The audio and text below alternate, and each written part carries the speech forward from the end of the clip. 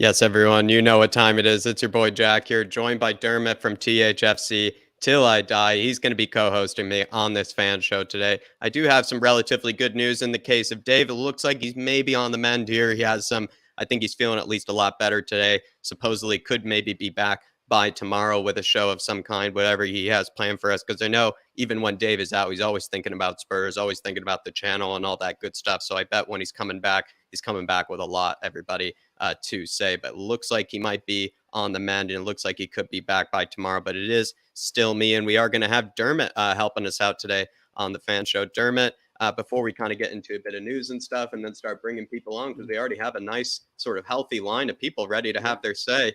How you doing, my man? And really appreciate you coming on. I'm doing grand, and it's always an honor to come on to this show. And being the co-host, it's like made my weekend. It's over the disappointment of Wednesday and Spurs. This is made up for it. Coming on here, doing the fan show with you, and speaking to all the Harris Army and get to hear what they have to say. Absolutely fantastic, Jack. Yeah, definitely. And everybody, while you're in here, do smash that like button. Do so, Dermot, some support, everybody. We will be putting in his link as well as plenty of the people that come on the show today. But let's just see what some of the people in the Harris Army have to say before we get into a bit of news and before we start bringing people on. Big up, Ryan. We're going to get a big speech from him. And Dermot, we're just going to have to sit there, shut up, and let Ryan just have his say. And I'm looking forward to it. We're going to have him on nice and early because last time I kind of bumped him down the order to, I think, let on Queen Ellie. And I said, Ryan, you know what? I owe you one, my man. And so hopefully I'm paying the service. Big up, Ryan. Big up, Adrian Stroko, absolute legend. Nick Coupland as well. Really appreciate you tuning in. Good to see you, Mick Hermlock, as always. Dark Sun G with a nice and early super chat. Really appreciate you, my man. And Dark Sun G, appreciate you as well, lifting your head after that result and still coming on. And he says, come on, you Spurs. If we can't beat Newcastle without Maximin, Joelinton, and Isaac, we are in big trouble. I predict a Sun brace and a Hojbjerg and Basuma goal. I didn't even know that Isaac was actually out. And Joelinton, I didn't even know was out either, actually, Dark Sun G. I think Bruno Guimaraes has just sort of returned for them, though. And obviously, he's been sensational. I think everybody knew that he would be sensational, considering I was waxing lyrical about the guy before he even went to the Premier League. But Isaac being out is a huge plus for us. Joelinton being out is a huge plus for us. He's been sensational for them. And Maximin, I already kind of knew was out. And so I guess we kind of knew that ahead of time. But Dark Sun G, I didn't even know that. So really appreciate you telling me this. Dermot, I mean, any thoughts on that? I mean, he's absolutely right. And those are two of their kind of best players, you could say, in that team being out. It kind of puts a little less pressure on Spurs. But at the same time, it means that Spurs absolutely need a result. And there already kind of were no excuses going into this game that, they need a result, but this makes it even easier for them, you could say. It does, Jack. Look, let's not get this wrong. Newcastle are not an easy side to play. They've played well since the start of the season. They've got so many draws than they have wins, but they are a difficult side to play against. With the the three players out, it's a big bonus. But yeah, I expect us to steamroll Newcastle on Sunday, and I expect a sunny brace and a goal from Hojbjerg as well. I don't think Basuma will start. I think he'll start with just a 3-4-3. I think he'll revert back to that. And I think he'll bring in Bentancur or maybe even start Skippy. He might even start Skip. So that could be a shout. But big up Dark Sun G. The first one to stick his head over the parapet after Wendy's night debacle. Just checking if it's all clear for all the rest of the Harris Army to follow him on the march to beat Newcastle. On the march to beat Newcastle, Dark Sun G, and we're going to do it via Sun Brace, Hojbjerg, and Basuma Gold. Dark Sun G as well. Let me know what you think of my fantasy team name, Hojbjerg Shoulders FC. Big up, my man. Phil is in the house as well. Hopefully, Phil, if you're able to come on, would love to see if you can. He says, big up, lads. Sunday can't come around quick enough. It's been a long week. We need a big response against the Toon and get back to winning ways. Come on, you Spurs. Really appreciate you tuning in as always, Phil. And if you are able to come on, Phil, I'd be happy to wait extra long for you because I really do appreciate our conversations. Because last time I think you and I, Phil, had a nice sort of kind of one-on-one conversation. I enjoyed it. So if you are able to come on, if you do have the time, my man, would really appreciate it. Big up, my man. Good to see you, Dan Coy's afternoon, Jack. Hope you're feeling better, Dave. Missed Twitter reacts yesterday. Caught up on the way home from yesterday. Hope we aren't playing cautiously because of injury fears for the World Cup. Yeah, it's something to think about, Dan. And there were some people who brought it up on Twitter, and I think it was John or not John Stokes. It might have been John Stokes or Liam or somebody that said Jack looked like, everybody's therapist yesterday doing the Twitter reacts. It was a dark place going into that Twitter sphere. Dan Coy's, big yourself up, my man. R. Green in the house. Good to see you. George Hill, really appreciate you tuning in. Big up, lads. Hope you're keeping well after that embarrassment. The weekend game cannot come soon enough. I just want to see Kulusevski back. Miss him so much. Come on, you Spurs. Come on, you Harris Army. Come on, you Flat Cap Army. George, not good news when it comes to Kulusevski. I hate to break it to you, and we're going to be talking about it, but it's not good news. Andy Williams, 10 players not playing. Doesn't seem like one off. Gaetano, we need Richarlison. On Angel Matos, really good to see him, my man. He says, let's get the 3 points this weekend and keep climbing the mountain. Love the Angel. Absolutely love it. Really appreciate you tuning in. Haven't seen you in a while. Hopefully you're keeping well, my man. Luke, big up Dermot. Nice to see you. Really appreciate that, Luke. Terry Wright's in the house as well. Isaac is out the World Cup, says fellow. Wow. I mean, jeez, that is huge. I guess I'm kind of been living under a rock when it comes to the Newcastle injuries. I didn't know that either, Jack, as well. I didn't realize he was out the World Cup either. So that's news to me too. Yeah. Brian Daigle's in the house as well, which is good to see. And we'll be hearing from him plenty, don't you worry. And I think he's nice and early in the queue as well. Big up Anthony Gray. Win Sunday and the United game disappointment will fade away. We do need more in-depth class players in the January window if we're realistically going to get something this season. Come on, you Spurs. Absolutely love it, Andy. Ellie as well in the house. Dermot. Adrian Chia, big up lads. Conte uses the word suffer a lot in his interviews. You reckon the squad may not be so in tune with this concept and end up dropping off in games? There is something about that, Adrian. We seem to start off games, at least in the first 10, 15 minutes, quite well. And then we seem to concede like the next 20 to 30 minutes, if not the rest of the half, to the other team. And we kind of just let them right back into it. The word suffer is one of Conte's favorite words. You're absolutely right there.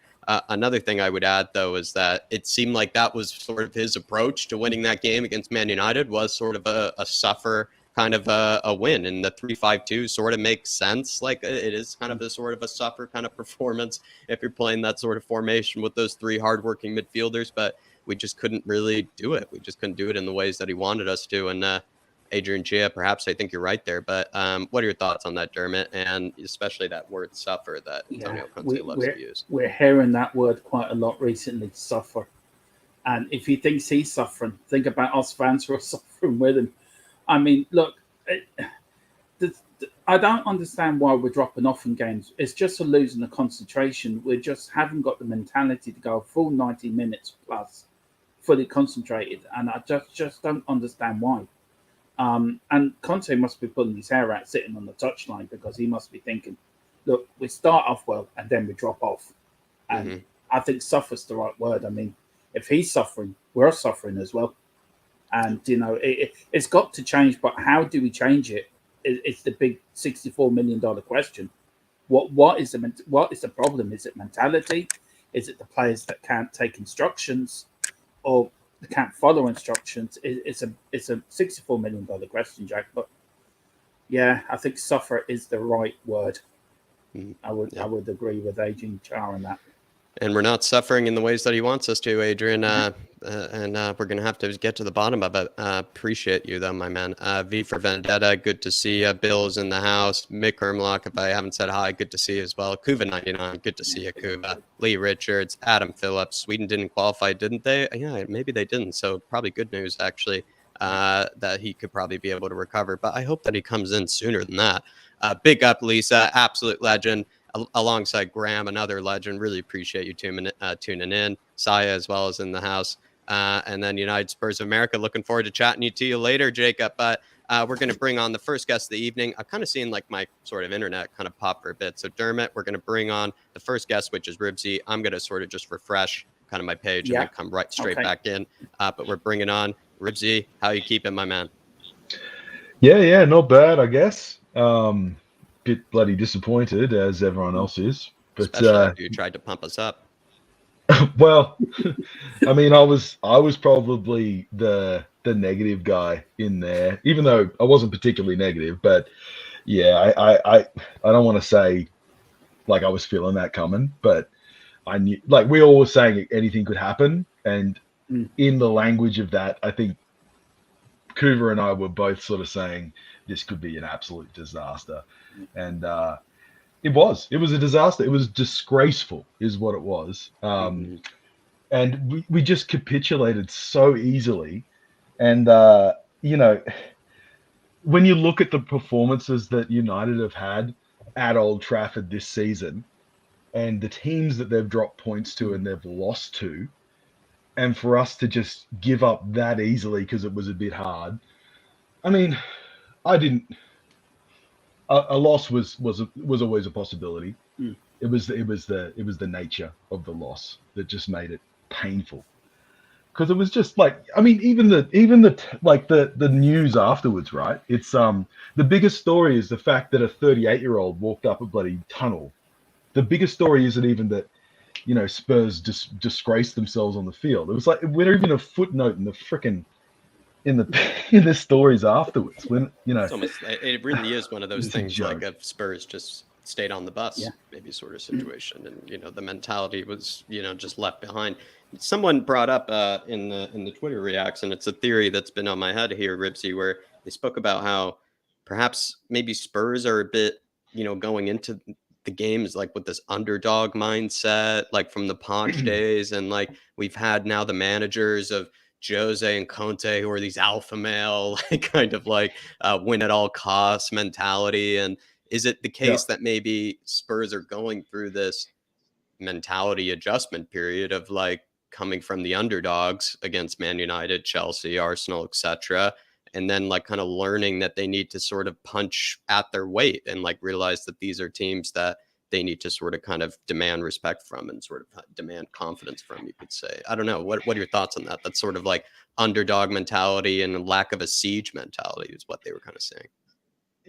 Yeah, I don't know. I mean, that can work both ways, right? It's all about, well, I think that it's fair to say that not knowing how they actually do that side of, the preparation, I don't know, and I'm just speculating. But the worst performance in that game, I think, was just how we performed the moment we came out in the second half, and that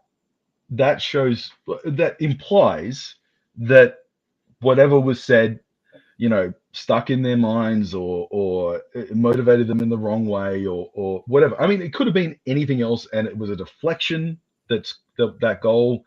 And I mean, you can't tell someone not to try and block the football when it's being shot. I mean, you got to do it. So sometimes you're going to get deflections. But how many shots were in the first half? It was like 10 shots or something. I think they basically broke record. I think it was like 18 or something they had in like the first half or something like that. I think that was a tactic. Right? I think that was a tactic by Man United, Ripsy. Like I think that was like some sort of tactic of theirs to say, or to just unload at shots at any opportunity. It felt like anybody was given the license to shoot in that game, whether it was Fred, Dallo, even if it was Varane. He probably, if he wanted, you could have a hit. And maybe that was the tactic to sort of overwhelm Spurs, and maybe also that kind of psychologically affects Spurs, seeing that many shots just being taken all the time. I don't know. What are your thoughts? I mean, it's done. It seemed like I've never seen a team unload from distance that often. It's funny, isn't it? Because you've seen other teams do a similar sort of thing. I can't remember off the top of my head, but I think it might have even been Frankfurt who were just shooting as soon as they got anywhere near the box. And they don't have anywhere near the quality that Manchester United have, obviously. And the shots were just wild. They were going miles off target. But 19 is that in the game or in the half? It doesn't matter anyway. That was the half, I believe. Yeah, I mean, that's a lot of shots. I mean, and even if it was only 5 or 6 Bayern on target. Munich numbers, to be fair, it's like we were coming up against a Bayern Munich. Yeah. I mean, it was effective. Sorry. You're right. Go ahead, Dermot. So I just want to ask you, where does Conte go from here? Was the switch to 3-5-2 the wrong decision on Wednesday? With the players we had, I've run through it and had another look and tried to look at it now with the benefit of hindsight. And I mean, what are you going to do? I mean, Lucas is still recovering from injury. You're going to make him play a full match? I don't think so.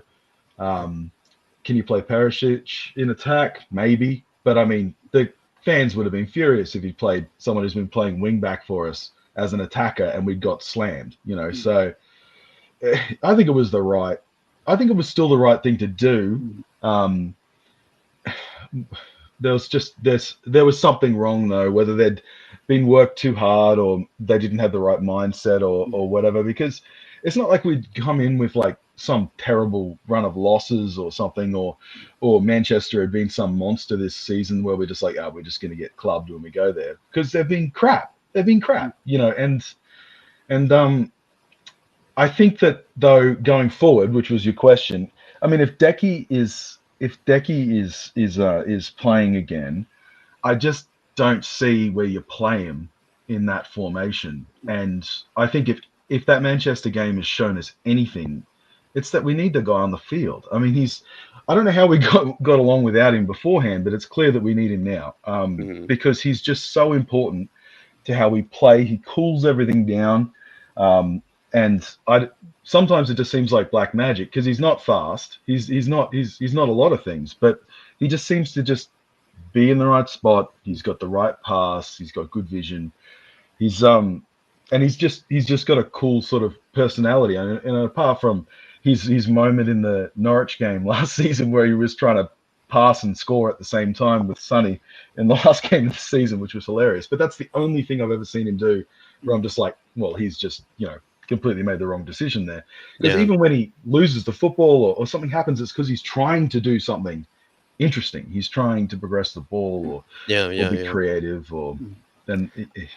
Do you feel like there is something to be said about this sort of reliance on Kulusevski to make the 3-4-3 work, Ripsy? And it does seem like, with the benefit of hindsight now, since Richie isn't exactly performing maybe in the way that we thought he could as sort of an alternative winger, Lucas's injury certainly hasn't helped at all in this case, him being out as well and basically not, recovering really as quickly as we would like. Maybe Conte's sort of lack of trust or even distaste in Brian Hill comes into consideration. It sort of feels like maybe with the benefit of hindsight here, if Kulusevski is actually the one that really makes the 3-4-3 click more consistently, then maybe you should have, or maybe Spurs should have identified like the Malinowski or somebody to bring in that could have perhaps made it work in case Kulusevski was hurt. But I don't know if we exactly knew definitively Kulusevski was the one that was really making the 3-4-3 click more consistently, because we've had good performances with the 3-4-3 this season, but it hasn't been full 90-minute performances, especially going forward sometimes. And now we've kind of figured out that we have an extreme reliance on Kulusevski to make that system work. And maybe we should have then realized that if Lucas is the only player that could maybe also make it work, then maybe we could have done better there. Yeah, I mean, there's been parts in other matches where Richarlison's been playing on that right side where he hasn't been, I know a lot of people are saying he's been a complete disaster, but there's been other times where he's been pressing really. It's a very different sort of performance than Kulusevski will put in on that right flank. But sometimes, like he's just tenacious and he just gets in there and he's good with going for intercepts and stuff. I mean, depending on the opposition, I think he can do an all right job there. But there have been matches where, he's just been outplayed and fairly anonymous on that right flank. I agree. So I don't have the answer because we don't have the players. It's unfortunate. But when we've got, as much as Conte wanted to talk about rotation at the start of the season, because he's like, these guys are going to get games because we got all these, we're in, in the Champions League and all that sort of thing. And I remember him saying that in press conferences. But then the only rotation we're really seeing is, apart from when he finally put Sonny on the sideline for half a match, for 3/4 of a match, and he dropped Decky for West Ham, or I can't remember which one it was, but at one stage he was dropped. It was early in the season. You are right. It might have been West Ham. I think it could have been. It was around there. It might not have been that match, but it was somewhere in that period of time. But my point being is that although Conte wanted to talk about rotation early in the season, he hasn't been doing it. He's got his set of favorite players and he's using them, and that's when and he's right, because that's when we're most effective, right? But that means that we need to find either in this window coming up, we need to get some more players in, or we need to find a way to be effective without those players when they're not available. Because what we saw in that match against Manchester United, I mean, that was just a disaster. We can't play like that and expect to get any points. And it was, look, it's just the Son and Kane did not have a good game as well, which is, I mean, they both were losing the football. Basuma, I don't know what he was trying to do. It felt like he was allergic to the football. He was just, as soon as, like, his touch was just appalling. Yeah, I kind of regretted the comment because I wasn't really, he was a little bit pissy, you could say, after the game, Ripsy. Yeah. But someone said, someone on Twitter was like putting down Hojbjerg and Bentancur and Conte, saying like they're not using Basuma right. And like he only benefits from free flowing using football. him right. They said he only benefits from free flowing football, and I was like, "It's free flowing football when he miscontrols the ball 4 times in a row." Yeah, like, like, it's just like felt like let's just accept the whole midfield collectively, just pretty much just we all know. 3 of them. They all just didn't turn up. They just and we relied on them to win the game. I think it was Ollie or Dermot or somebody in their fan cam said, in order to win with the 3-5-2, we are basically trying to win the midfield. By winning the midfield, we win the game. And we didn't win the midfield battle, so therefore we just got absolutely destroyed in the game. I think it's with that extra midfielder, we're trying to win the midfield battle. Where in the 3-4-3, not really always the case that we're actually trying to win the midfield battle. We're trying to get them in other ways. But with the 3-5-2, we're trying to go toe-to-toe with 3 midfielders and see if we can kind of boss them around, and we just simply couldn't do it. And I think that's how it made it even more embarrassing, to be honest. Yeah, they were just outplayed, all 3 of them. Which is exactly, and I'm like, no need to even isolate one of them versus the other. I just think they were all collectively kind of shit. Like the whole 10 really were players. It's I mean, all 10 of them. But if we're talking midfield, I mean, all of them. Look, it's oh god, I just forgot what I was going to say. So it's not the first time I've seen as well with Hojbjerg coming straight off a match where he actually, because he kind of gets forgotten about and he gets a bit of flack online. I don't know what it is, because the guy usually plays pretty well. But if he ever has a game where he plays really well, like he did against Everton, and he gets some praise, he typically plays pretty bad after that. And I don't know what it is. Maybe he just needs that sort of, those people poking him in the ribs saying he's not good enough and he should be an Italian, or he should be, like that. Whenever he feels like he's getting that acceptance that he honestly deserves, because he's having a brilliant season apart from Manchester United. But it just seems to, I don't know, maybe suddenly some pressure gets to him or something, or it could be completely unrelated. But he played bad, man. And that's one of for the last 3 seasons, he's been really stable for us. But that was a poor performance. Yeah, and it was concerning in that the whole mentality dropped for every player, like even the players that we kind of normally don't think it would. Like they're the usual suspects of Dyer, Davies, etc. Like even Lloris, let's be honest. And the Hojbjergs and the Bentancurs, the Kanes, the Sons, just the whole team collectively. Perisic, like a player full of experience who's seen everything in his whole career, just looked scared, coward, and that's where your concern does lie. I mean, there was one point where Doherty sort of brought the ball inside, and then someone else crossed it in, and Perisic was like, "What are you doing? Like, run to the byline and cross it into me. I'm here. Why are you not doing what we're supposed to be doing?" But it's a funny one, because Perisic, I mean, he just hasn't quite been what we hoped he would be, I suppose, is a fair thing to say, which is rough because he's just how is it? He's just unimpressed so far. He's underwhelmed is really the word. He's just underwhelmed so far. And look, it might all be worth it simply because, I mean, we've had a lot of talk come out of Ellie Gold and stuff, saying the sort of the work he's doing with the younger wing backs that are in the side to to provide, some guidance and such. I mean, maybe that's worth it on its own. Maybe just having someone so that Sessegnon can talk to him instead of, I don't know, like Reguilon was there before. I mean, it's arguable that Sessegnon didn't have much. He's to learn actually going to from go with Reguilon. Sessegnon this weekend. He's lost confidence with Perisic clearly, or at least just resting him and rotating. That's one of those positions where he has been rotating quite frequently because he's maybe not even convinced yet which one he likes more. And I think he's going with Sessegnon this weekend. Well, Perisic has been useful in set piece situations and such. It's nice to have him on the field because, if Sonny has a crummy corner or something, I mean, Perisic can just step in and basically do the same job or even arguably better in some situations. So, he's got some other functions that maybe Sessegnon doesn't provide. But if you want to talk about Sessegnon, not talk about Sessegnon, but wing backs, I think that it's one of those things where I keep hearing people they're like almost demanding at this point that we have Spence play. And yeah, I want to see him play too. But how much can we expect out of him? Because if you remember Sessegnon when he came to us, I mean, he was tearing the championship up.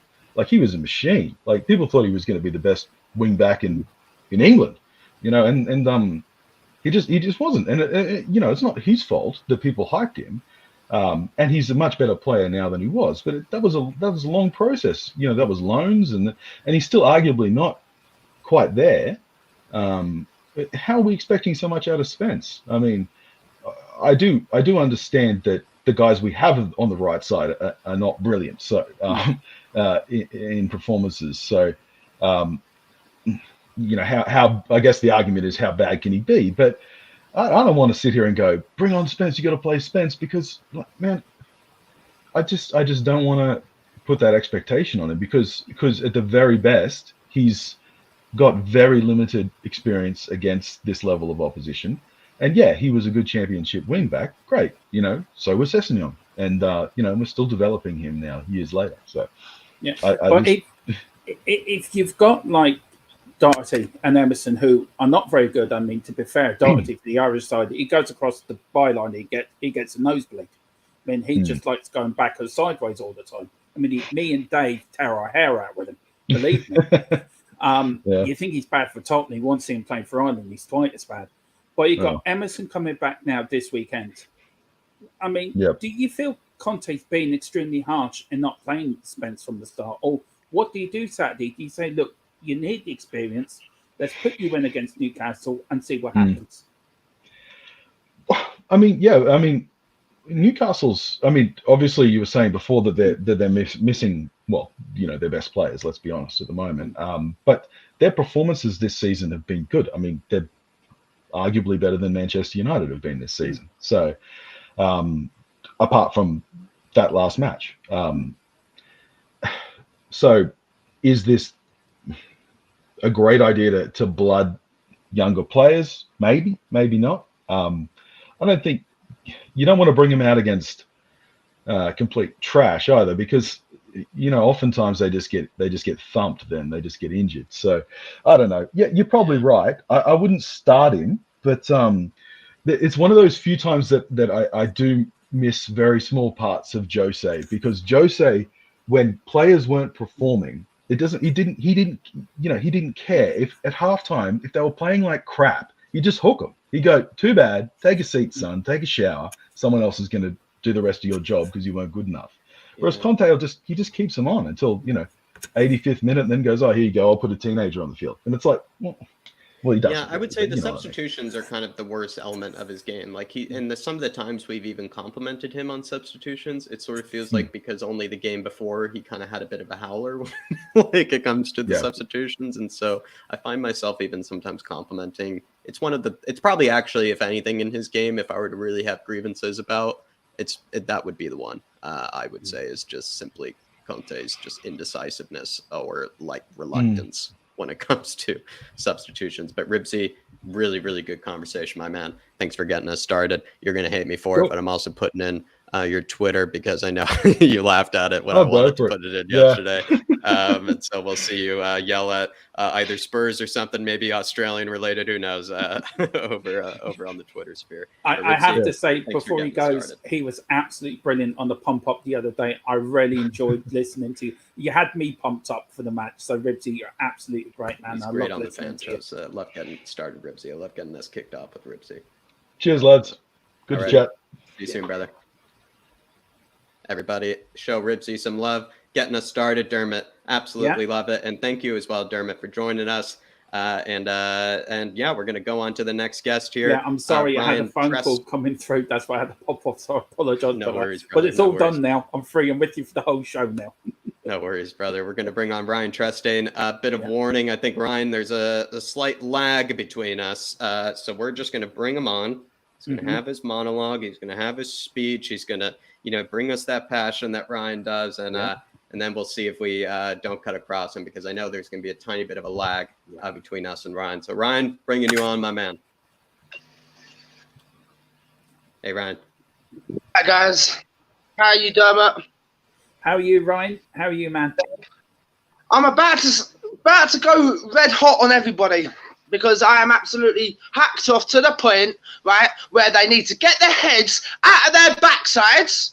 For starters, every single one of them on Wednesday did not perform to the standard that I expect. I've seen performances like this in the past, and I am getting sick and tired of it all. Get your heads out of your backsides and actually perform against the bigger clubs away from home. Please, someone, just perform. Kane, you were shit. Hojbjerg, you were shit. Fucking whoever, everyone in the first 11 was shit. They all need to get their heads out of their asses and start playing. And Levy, well, you better hurry up and fuck off out, because I'm sick of your bullcrap. Seriously, Lee. If you're not watching this, I hope somebody clips this and actually sends all this over to Levy. And Levy, I hope you actually get to see this, because you are a dumb piece of... You're a dumb... Careful. How do I put it? You're a dumb fuck. Get out of our club. Enoch, fuck off. We do not want you in our club anymore. I have kept quiet for so long about being Enoch out. Now fuck off, Enoch. And Levy, fuck off. There we go. There we go. You're destroying... Ryan. Oh. Yep. I did the one thing I wasn't supposed to do, which is Yeah, cut go on, across you, Jack. because there's the 30-second delay between us. But Ryan, what do you think went wrong? Was it the mentality? Did the players just not get off the bus, sort of kind of situation against Man U? They get off the bus. They didn't even turn up on the bus. They all stayed at home with their wives and their kids. They didn't even turn up onto the bus. I mean, Ryan, where do you think it went wrong? Where do you think the problem was on Wednesday? Was it in the midfield? You were saying Kane wasn't playing well. But if you don't give the service to Kane, how are Kane and Son supposed to perform if they don't get the service? So do you put the problem on the midfield or the wing backs? Where do you point the finger at that? I blame everybody. This is the thing. It's not just Harry Kane and it's not just Son. I blame the whole starting 11. And they all played shit. Louise, I haven't seen him play that bad since he had his injury at Brighton. I mean, I thought Luis played. I give him the. I mean, last night I gave him. Yeah, I thought he was the only good player out there, Ryan. I thought he was the one that stood up for himself. And if it wasn't for Luis, it felt like it would have been 5-0, Ryan. Do you know what? Kuva, thank you very much, brother. I respect that, bro. But no, like, look, seriously, right? I don't even think Luis even had the best of games. And I know it's. I think we would have probably played better with what's his name in goal. The The guy from the keeper from who used to play for Southampton. Oh, Fraser Fraser Foster. Yeah. I think Lloris had a good game, my man. I think he's the last. They wanted to play. The problem is, no one wanted to play.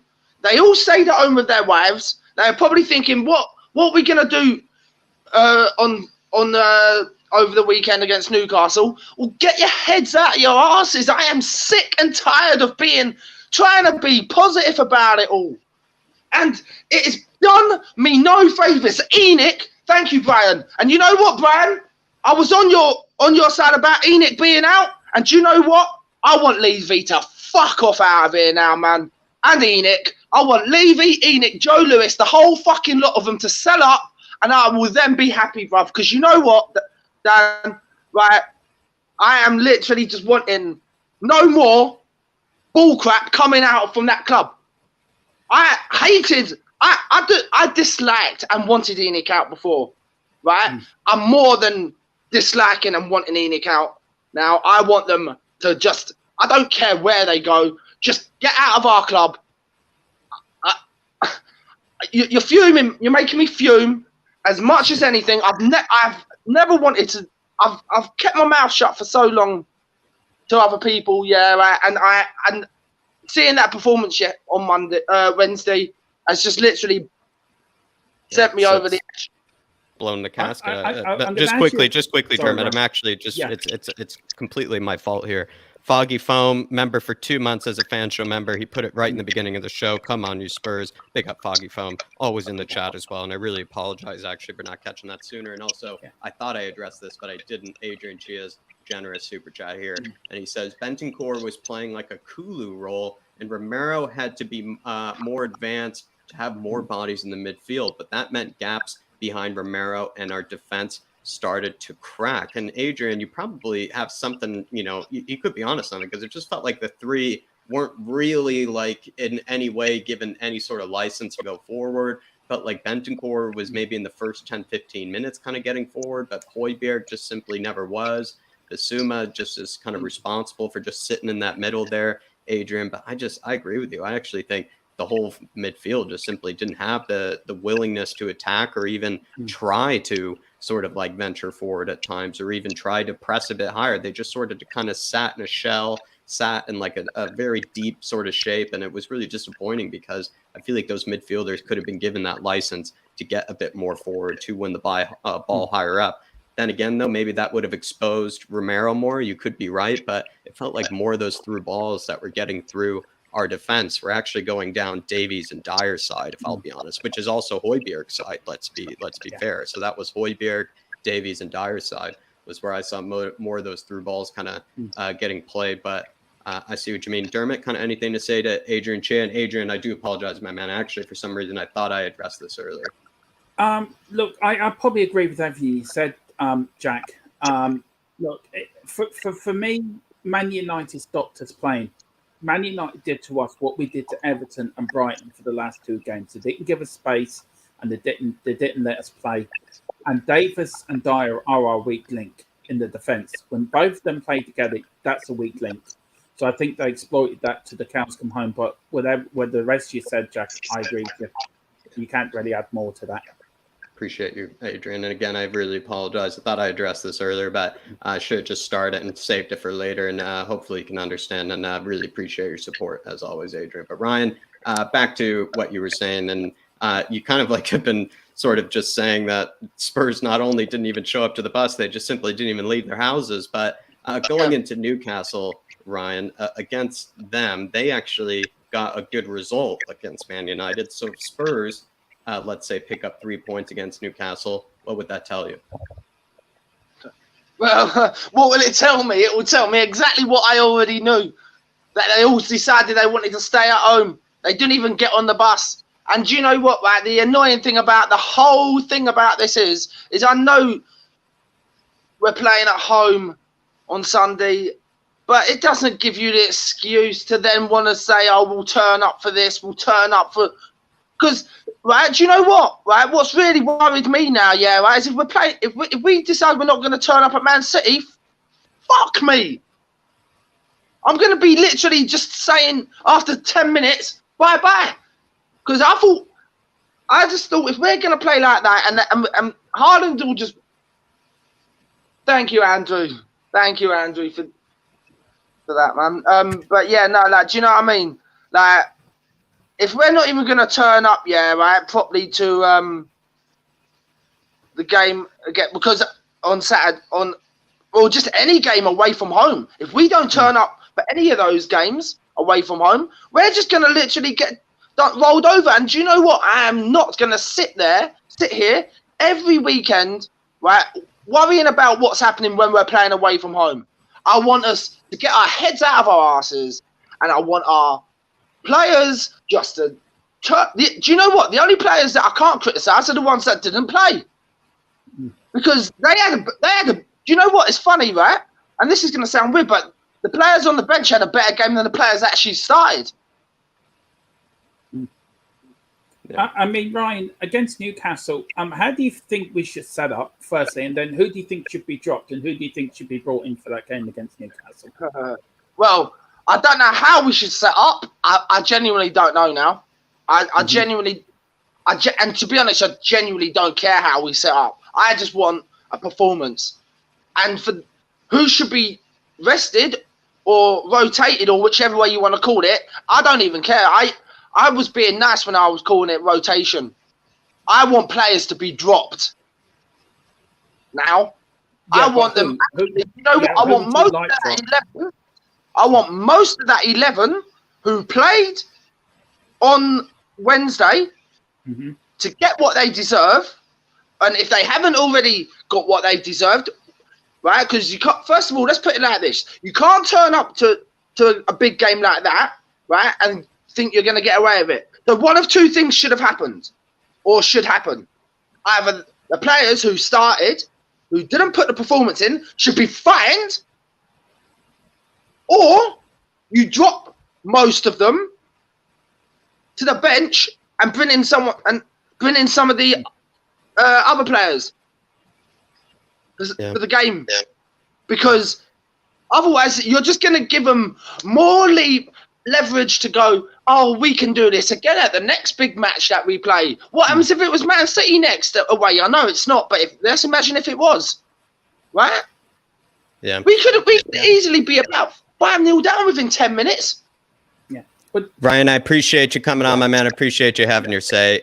We are going to go on to KPV, though. I would say we got plenty in the queue, and I would say as well, maybe some people got a little bit upset, maybe about the cursing as well. So maybe. No, I do apologise for that, everyone. I've just blown my top today. I've literally, it's not like me. I do apologise for swearing, though, guys. It's all good, my man. Maybe, just get into the chat, maybe if you're willing to, just maybe apologize. But, I understand the passion. I understand, the frustration after the result like that, my man. But, I'll try onto my other phone in a minute. Is it the chat actually in the backstage chat? Just head into the live chat. I'll head into that in a minute, and I'll just apologise to everyone. No, it's not the biggest deal, my man. Not the biggest deal. Just I think it's just some people, maybe some people really didn't appreciate it, is what I would say. So, just to be respectful, maybe. Yeah, appreciate that's it. fine. Alrighty, thanks for coming on and having your say, though, Ryan. I appreciate it, my man. Yeah, thanks. Alrighty, catch you soon, brother. Come on, you Spurs. We're gonna go on to KPV. Hopefully, KPV has some nice things to say. Here he is. Kyle Kulisevsky, Sonaldo Vineyard, big yourself up, my man.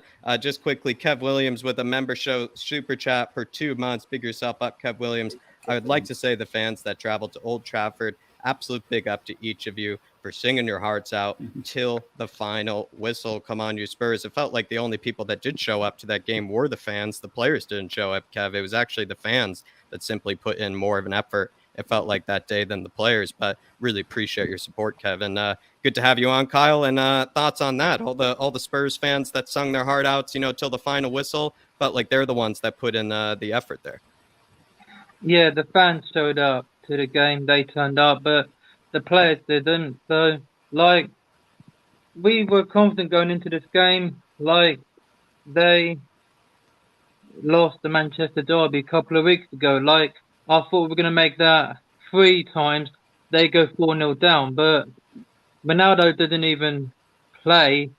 Like Conte said, we lost to Ronaldo, not Man United, but now we lost to Fred and not Man United. So I don't know what he was thinking, like not coming on against us. So bit disrespectful to the team and the boss and the players and the fans. So, but Lloris, I think, is the only player that had a good game. 9 saves, he had Rashford in his pocket, and I'm going to give him a 10. Man of match for me. Lloris, outstanding. Yeah, I Like, thought he was the only one who, saved us from it being further embarrassment, Kyle. yeah, Lloris, yeah. Like, normally he, I think, does well in this game. I think he has won there, 2 times. Like, he didn't win there in his debut season because it was actually Brad Friedel that was in goal when we won 3-2. So, Lloris, I believe, was in goal when we won 2-1 under AVB. I think it was Tim Sherwood, New Year's Day 2014. But he does do well in this game, but he's the only one that I think had a better game. The rest were just didn't bring their A game or Q game. But Sunday, we will bounce back against Newcastle, but we welcome back an old player of ours, an old friend of ours in Kieran Trippier, who everyone seems to have in their FPL teams because he's been doing brilliant for Newcastle. I'm not playing him this week, Kyle, because he's playing against us. It's one of my rules, one of my many rules with FPL. I don't like playing players against my own side, so I've decided to drop him for this week, Kyle. Couldn't stand it if he scored. Sorry, mate, but I'm not dropping him because, I'm not. Win at all costs. You're like Conte. Win at all costs. Yeah. Yeah, like win at all costs. I know the fans want to win, but we're going to give him a good reception like we did to Dele Alli last season. He returned and we gave him a good reception, and Trippier will get a good reception. Like, I know players who play against us normally get a good reception. Those two did, but old players don't. Like, but he's the only one I think will get a good reception. Not Eriksen didn't, because he only got from Man United fans. But when they come to our house, they're going to get absolutely demolished at us. We haven't won at home against them since 2018, the last time we won at home, but we haven't won since. But I thought we were confident going into this game. We were, but I guess people were wrong. This game was supposed to be keeping that good winning streak going, but 3 losses this season. Arsenal, Lisbon, and Man United. Van United, should I say. Van United. That's their name. But Newcastle, home. The only player I think I don't like is Joe Linton. He always turns up when we play them. Joe Linton's going to be a bit, I don't know, what's the word? Tough to play against, but I think he's out. Dark Sun G said he'd be out for this game. So it's the likes of Alexander Isak, Kyle, Joe Linton, and Alan St. Maximin are going to be out for this game. Oh, so it looks like it want to be Callum Wilson, because I remember when I came to our ground during the pandemic, we gave away a penalty. Like, I do not like what the referee did. He went to the monitor look and gave away a penalty when it hit Dyer's shoulder, not hand. But whoever's in this game, stop it. Like, we're probably going to give away a penalty and Wilson equalises. But that still annoys me. We couldn't beat them when we had Mourinho. We only beat them, when we had Mourinho during the 1920 season at their ground, because Mourinho never won there. But Poch's won there. Conte didn't win there. We had that Portuguese guy, Nuno, and then Conte wins at home, 5-1. So can we do that again? Go 1-0 down and win 5-1? We already know the goal scorers from that game was Davis, Doherty, and Royale. But, like, apparently someone said on this fan show, I don't know who it was, said, like, if Royale starts, he ain't watching. I think it was Asan, I think. So, but with Kulu out again, he's a doubt. He might not come back till after the World Cup. So really annoying. It's heartbreaking news actually for Spurs, Kyle, because it means we'll probably be stuck with the 3-5-2 maybe for the rest of the season, and unless Lucas makes a miraculous recovery and somehow comes into the fold, or Brian Hill Messi is given chances, we're probably going to be stuck with 3-5-2, I think, and I think Conte even alluded to that apparently in the press conference. But I do not want to see us wearing that kit again. I do not want to see us wearing that kit that we wore on Wednesday. That kit, we only won one game. That was against Brighton, but I just don't think that is the away kit. Yeah, it's the away kit. I don't even think it's a swimsuit, Kyle. I think it's more of like a more like a whatever you use for scuba diving and snorkeling and all that sort of stuff. It's not really a swimsuit for kind of it's like a wetsuit, really. It's like surfing and stuff. I don't know why. Normally, when we go to Old Trafford, we normally wear a home kit. I don't know why we couldn't wear a home kit. Normally, we wear a home kit, not away. You decide to wear wetsuits to Old Trafford.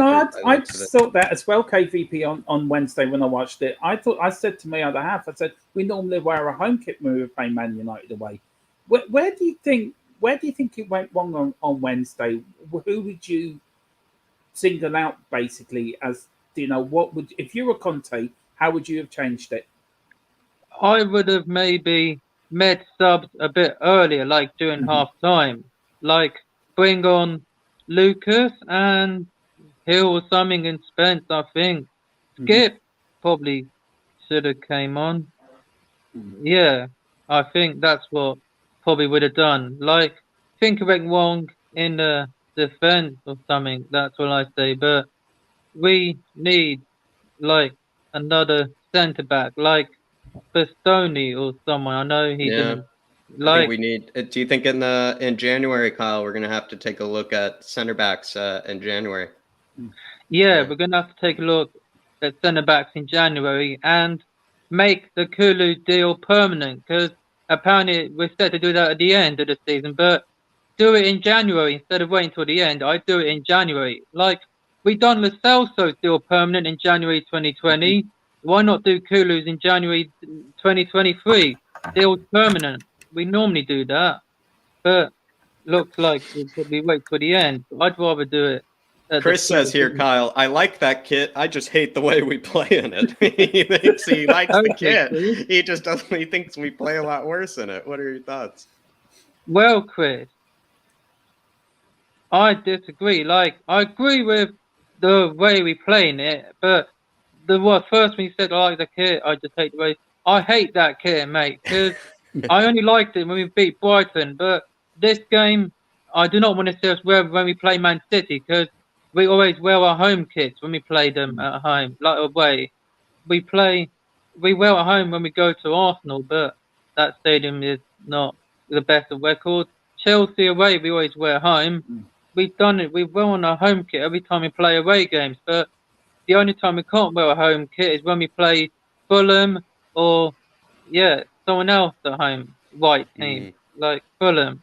But Southampton, they wore their yellow kit when they came to us, and they still won 3-2. But they normally wear red or white when they come to us, but probably because of kit clashes, you can't wear the same colour. Like, why couldn't we wear white in the Carabao Cup final against City? Like, green, I don't think they'll wear some turquoise something or something like that. Newcastle for this upcoming game. They've done that. It's a bit disrespect.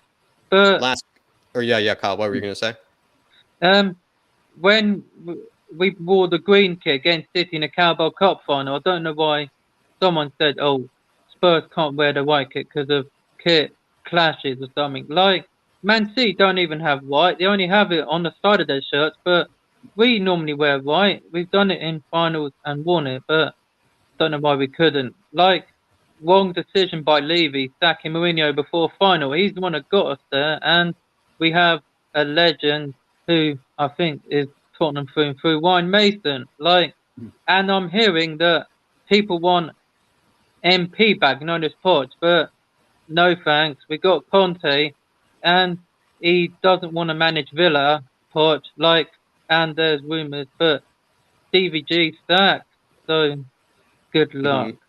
Stevie G, I guess he'll never be the Stevie G is Liverpool gone. manager. I guess it was never meant to be. He won't be Liverpool boss. There's no way. Because Klopp said he'd like Steven Gerrard to replace him when his contract runs out. But he knows what's going to happen. We'll just beat them. Like, we've still got to play Liverpool. But this Sunday, we have to bounce back. And then Wednesday, we have Sporting at home. So home form is good. Away is just not good. Only won 2 away games. Forest and Brighton. So away form, we're still going to win Saturday and Wednesday because we beat Sporting and lose tomorrow, so we're still through. So let's focus on this game and then Wednesday. Then Liverpool in 2 weeks. So we're going to beat Liverpool because it looks like, and like Barry or Nick said, he's not putting that forward Mo Salah in his team. So yeah, big up Barry and happy birthday for Wednesday. Sorry we didn't win, but there's always next year. There's always maybe celebrate the next game as the birthday, KPV style. Ellie has the final question for you here, KPV. The final one before we let you go. Who let the dogs out and who will be letting the dogs out this weekend? Well, it's going to be Brian Daigle and Danny Kiriakou. Ooh. Brian Daigle again and Danny Kiriakou. Like, tonight, I want to know, Brian Daigle, I hope you're hearing this and watching, is the Late Late Show back on? Because why wasn't it on last week, my man? So make sure to tell us, is it on later tonight, my man? Because you're probably not going to like... They'll be back with it very soon at some stage. I know maybe they're just taking a tiny break. I know they'll be back with it soon, but he'll be able to answer you, Kyle, because he might even be coming on right after you, potentially. Yeah. But also, Kyle, I think it sounds like there are going to be a lot of dogs that you're letting out this weekend because not just Daigle, it's going to be Danny as well. So it seems like you're going to need more than 2 hands to do it. Danny and Brian Ireland. So Brian Ireland, Danny Kiriakou. Who let the dogs out? It's you 3. So wow, lots of hounds. Yeah, and so yeah. Big up, Kyle. Yeah, appreciate you. I tell you one thing: we need to put Kyle in that dressing room for the Newcastle game to give that team a team talk before that team goes absolutely. out. Absolutely. You put KVP in there. I tell you one thing: they'll be revved up before they leave that dressing room. Definitely. KPB, let me know how you do in fantasy this weekend. We'll see you soon, brother. Yeah, before I go, score predictions: 5-1 again against Newcastle. Same it was towards the end of last season. 5-1, but different goal scorers. Got to go for Kane, Son, Hojbjerg. And maybe, I don't know who else. Perisic needs to get his first goal, but probably won't. So I've got to go for Benteke's, as Ellie calls him. So another Hojbjerg goal, 5-1, Tottenham. And let's just beat the Magpies. And then focus on Wednesday. In Conte we trust. And as always, Levy and Enoch out. Big up, Kyle. Appreciate you, my man. Kyle. See you soon, brother. Everybody show KPV some love. I was looking forward to that one, being on with KVP. He's wonderful. He really is. Yeah, He's he really is. Love that, Colin. Exactly what I think that the chat needed. Exactly what the chat needed. Some KPV positivity, some KPV love, some KPV humor. Sebas Wolf with a big super chat. Really appreciate it, my man, saying, I think our expectations for this season are too high. And with the players we have, Conte is overachieving with the results so far. We just need better players. Conte in. I think everybody is certainly Conte in on this channel, Sebas. Yeah. Where you're kind of coming from maybe with the expectations going into the season. I think people set high expectations for Spurs simply because we don't know how long Conte is going to be here.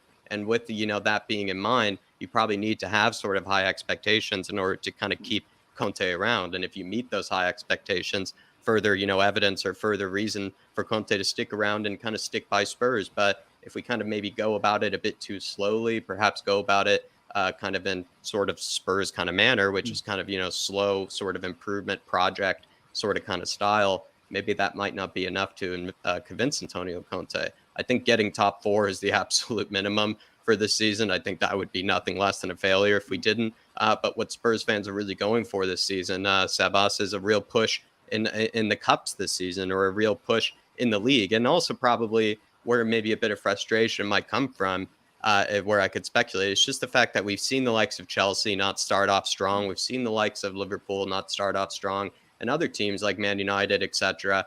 And we haven't I think we have sort of taken advantage of it, but not in really the manner that we know we could have. We haven't really, taken those chances with two hands. And maybe a team that has done that this season is kind of the scum with where they are in the table. But we're still third, even after this weekend. I think if we lose, we're still third. But it is, a bit of warning signs at this moment, Sebas. And I think another thing that's, kind of classic Spurs, and I spoke about this with Sean on the podcast, is if we win this weekend, and let's say we win in a convincing manner, you're sort of leaving that more confused, like because of how the Man United performance went. If we end up dropping points in this game against Newcastle and after dropping points against Man United, then there's definitely, I think, very much concern, and there's, reason for alarm bells. But if, let's say, we just get a 2-0, 3-0 win this weekend, we sort of then leave confused, because then it's like, wait a minute, it's like, why aren't we showing up in these big games? Like, is it the mentality? Is it the leadership?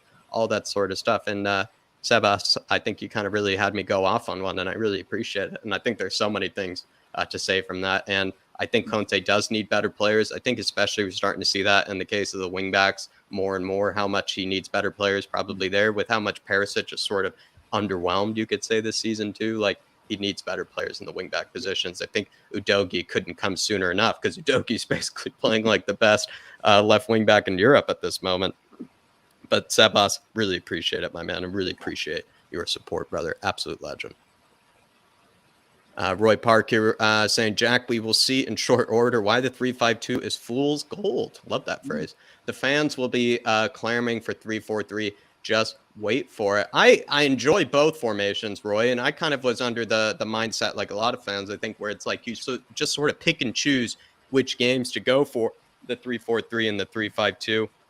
Man United felt like the 3-5-2 was the right option, just because of, trying to not get overwhelmed in midfield like we were against Arsenal. Also, as well, like, we just didn't have Kulusevski available. We didn't have Ripsy available. We were kind of having our hands tied behind our back there.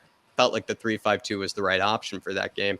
It just didn't really come to fruition, or we didn't really see the best version of it in that game. We've seen good times from it. We've seen a good performance from it with the likes of Leicester, Brighton at the end of the game versus what was it as well, against Everton as well. Yeah. We saw it transform the game, but that was a game where the 3-5-2 just simply didn't show up, and lots of question marks for sure. And I appreciate that comment, Roy. And RAI says, Jack, what do you think of PSV's Madueke? Do you have any information about Madueke on Jack Flatcap? There is a very old video on Madueke, RAI, and I think Dave and I actually did it together. So take a look at it. I'm pretty sure if you just looked up Noti Madueke, flatcapeurotalk, hopefully YouTube will bless you and give you that search result. RAI. Dave and I did one a long time ago. I would love to have him back, of course, former Spurs player, and could be able to fill in for that right wing position in the way that Kulusevski does, and perhaps is also a player that has left Spurs, gone and sort of kind of proved himself, and could maybe come back to the Premier League to prove something. And he also could be an interesting kind of alternative to Kulusevski, especially if he's hurt. Love that suggestion, RAI. I do appreciate too. The support. I do. I'd love to see him back, Jack. I think he's done well since he's moved away from us, and to see him back, that will solve a problem for us. Plug a gap for a while anyway. Yeah, absolutely. And we're going to bring on Mr. Daigle now, see what he has to say on various things. And I'm pretty sure he's also going to come with his own sort of talking points as well. Mr. Daigle, good to see you. Good to see you guys. Good to see you guys now. But before I get into this, and trust me, I'm going to start with Levy, but believe me, I have a lot, and I mean a lot, to talk about with Conte and the players as well. But first of all, that comment just now about Madueke, this is the club that lets talent like Madueke leave and bring in Jack Clark. That's what this football club and this board do. We let real talent go, and we spend 10 million on a player that can't even break into the first team, and is a complete waste of money. That's the recruitment and everything we go. So listen, let me just I think those sort of transfers make those players very upset, and I think it was the case with even Dylan Marconde. We probably saw as well, who sort of just looked at this players that were getting plenty of playing time, like Tanguy, Gio, etc., Harry Winks, and were just like, how am I going to get into this team if Harry Winks is getting minutes? Like, there's no chance I'm getting into this team. Correct. I can probably see why maybe those players took the initiative to leave them. So like I said, I'm just going to get this Levy crap out the window because there's a lot more to talk. So first thing I'm going to say, and I spoke to Jack about this behind the scenes, when last week Google was the big name, this is going to happen, this is going to be the deal we've all been waiting for, I tweeted and went on every channel and said, whoa, hold your horses. The last time this happened, it was Amazon, and it was flavour of the month for a week, and then that deal got very, very quiet, but we became an absolute banter joke because we named Dulux Paint as our official paint sponsor. And I said it's going to happen again. And what do we know? 1 week later, Google has gone quiet, but yesterday we were told that we've renewed our contract with Morton Brown to be our official toiletries. Our official and Google has gone quiet. Once again, some name comes up, everyone goes, oh my God, it's happening. And then we go quiet. What I also want to say about this is, you look at the filth last season, when Aubameyang was causing all that shit. What did Arteta say? He's my star player, but he's causing a massive problem. I want him gone. Did the ball go, oh, no, he's the most important player. He scores our goals. No, okay, Arteta, we pick you over the player. Bang, gone. Eric Ten Hag comes in, and Harry Maguire comes in for a load of shit and has been playing shit. Whether he's been playing shit or not for United, he is the captain of Manchester United, which has a hell of a lot of clout. Nope, you're shit. I'm going to bring in Martinez because Martinez is a player I trust and got vilified for being too short and in the first game. Bang. Now you look at it. Now we look at things in this great transfer window. Kulusevski is the heartbeat, and I mean the heartbeat of that 3-4-3. And if we ever go back to 3-4-3, for me, he is the very first name on the team sheet. But when he's injured, because of this great transfer window, let's play Richarlison on the right. Oh, wait a minute, he plays on the left or the centre for his club and country, but we'll play him on the right. And then when he gets injured, what we might do is we'll play Lucas Moura, who is not good enough to be in the team, but it's all right, we've got a right player. He can go there. And then if he can't play, let's bring in Brian Hill, who we tried to get rid of last season. Yeah. And then when we have Romero, who has been, and I will call it, as you know, I will always call it, Romero, who has been absolutely fucking atrocious this season. Atrocious. Why has he been atrocious? Because he came back from injury too quickly, because we had to force him back, because he's our best defender and there's no cover. He travels to Argentina. He comes back, gets rushed in. There is no cover for him. We have missed fundamental areas of this football club with this transfer window. Again, don't get me wrong. I am going to come on to the squad. I am going to come on to Conte. But once again, these are things that people have to look at. It is undeniable that this is a big problem. It always has been. It always will be. I will always big up Catman. I will always say this. There are fundamental issues that start at the very, very top. And what starts at the top as well is I even called it on Twitter after that pathetic, spineless, cowardly, disgusting, I don't even want to call it performance. It wasn't a performance. It was a disgrace is what it was.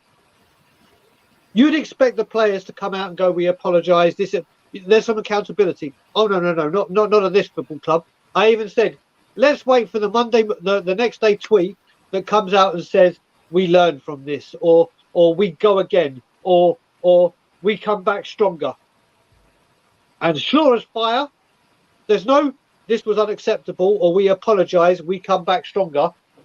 There's just no accountability. Whatever goes on at this club, as long as you hit top four, it don't matter. How you get there, what you do as a club, these are professional footballers that need to stand up. As much as I blame Daniel Levy for pretty much 99.99%, and people that are saying, oh, we got a great pitch and This is all part of a big plan. Wake up. Wake up. But what has got to, people have to take accountability. Antonio Conte is accountable. Just because his name is Antonio Conte doesn't mean you cannot question him.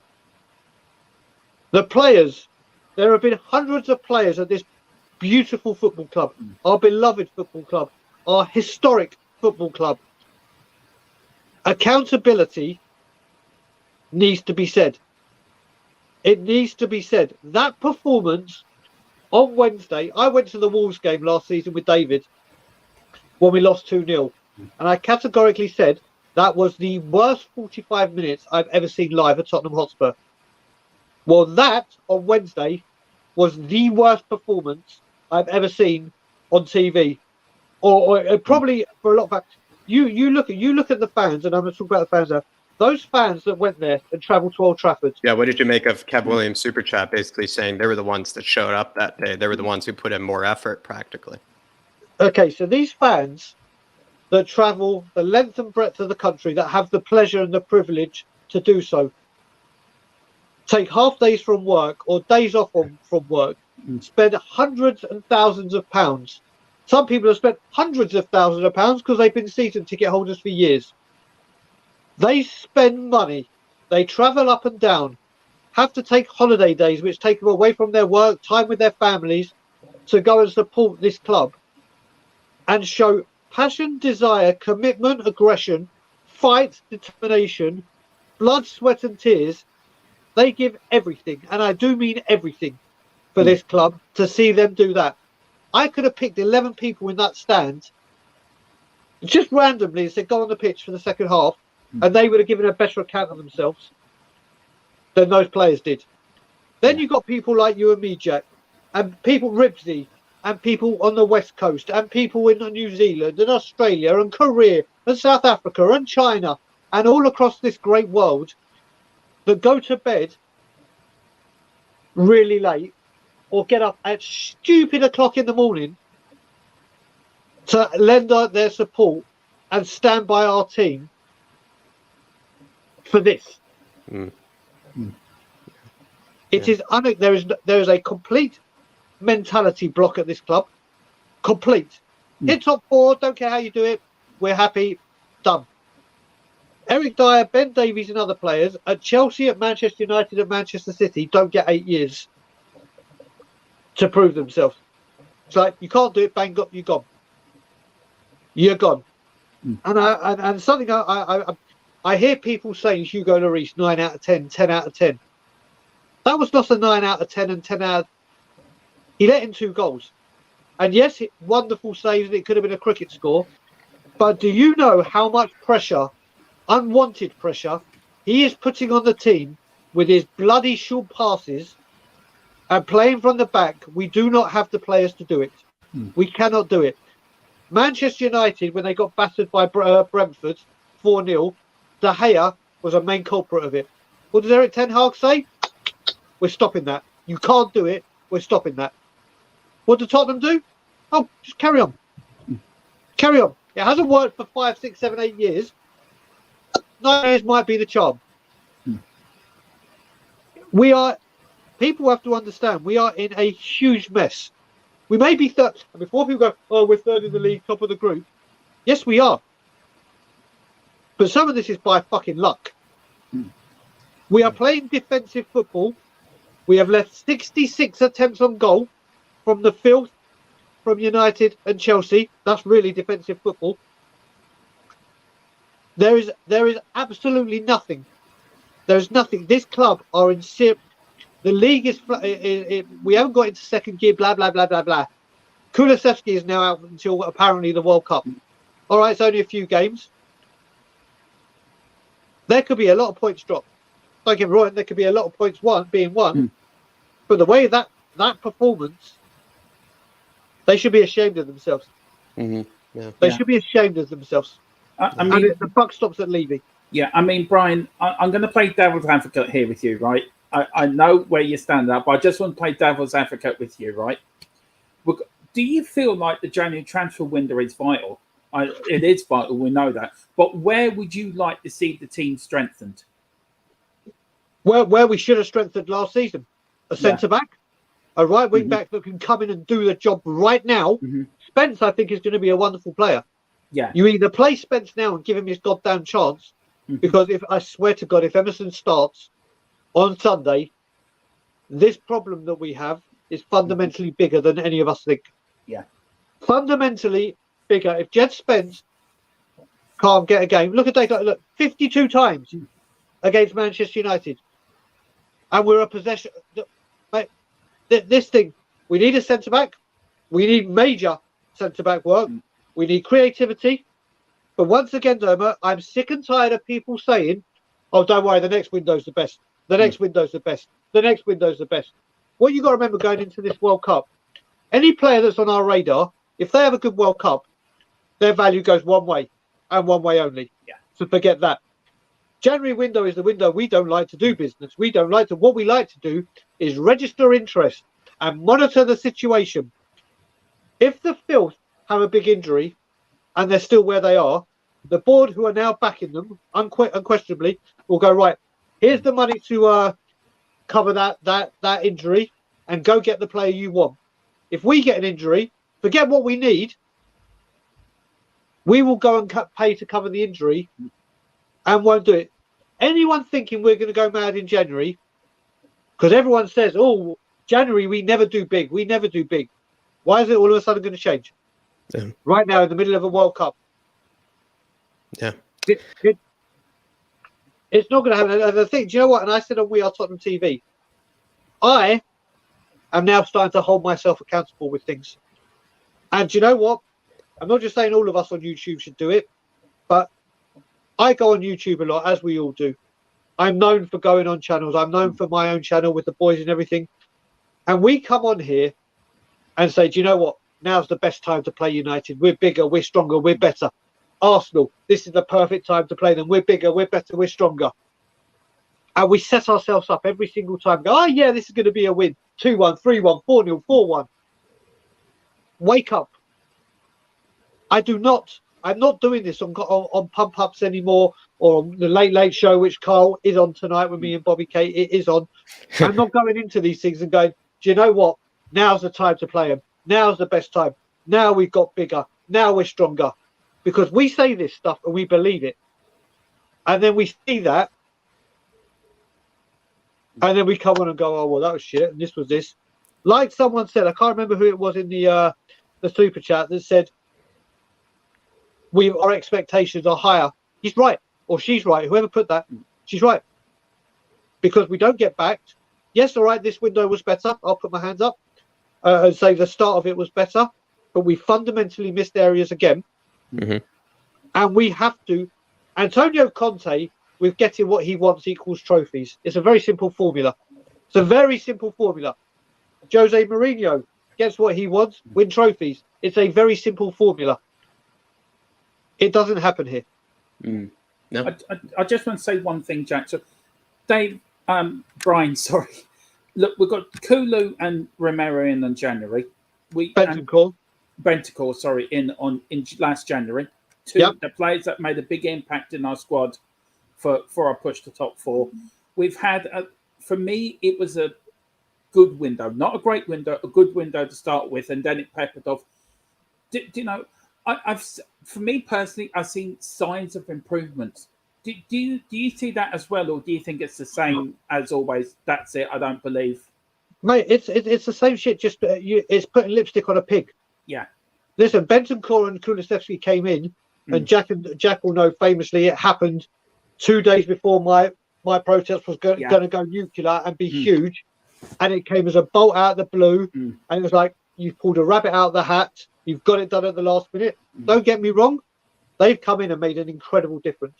An incredible difference. And Kulusevski especially. I mean, that guy, and we've seen, I always say, you realise how important a player is when they're out as opposed to when they're in. And Kulusevski has been a gigantic, huge hole in our team. Creativity. Crossing. He is... At 22 years old and less than a year, he is the heartbeat of our. His absence has sort of made us realize how important he really was. Yeah. I think we were already waxing lyrical about the kid. We were already talking about how brilliant he was. I mean, let's be honest. We were putting him already ahead of Bukayo Saka and all that stuff. I mean, we already rated him extremely highly, but I don't think we actually truly understood until he's been injured this long how impactful he is and how vital he is to making that 3-4-3 work a bit better. Brian, I still got plenty in the queue, my man, for the fan show. Please tell us where the popcorn can else be found. Tottenham on tour. We are Time TV tonight. It was good to see that KPV gets his fix as well tonight on the late show. So tell us where the popcorn can be found. So yeah, the late show will be on We Are Tottenham TV at 8 p.m. Eastern time, which is 1 a.m. UK time. That will be our regular show. I'm doing it with Bobby K today because Brian Ireland's got an overnight gig that he's working on. But my channel, Tottenham on Tour, actually hit the milestone we've been trying to hit for a little while, which is 5,000 subscribers. So we're delighted with that. Now, I'm starting to talk about it now because it's official. I am coming home in November. I'm landing November the 9th, and I'm staying till the end of the football season.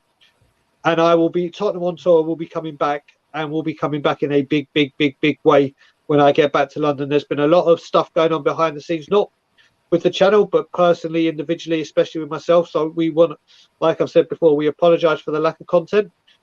It is coming back in a big way with myself, Danny Kiriakou. I can't. It's also with Ireland, Ben Kaufman. We've got Ryan Isaacs helping us as well. So there is going to be a lot more regular content, and who knows? It may be me outside a training ground in January, freezing my nuts off, doing what I need to do.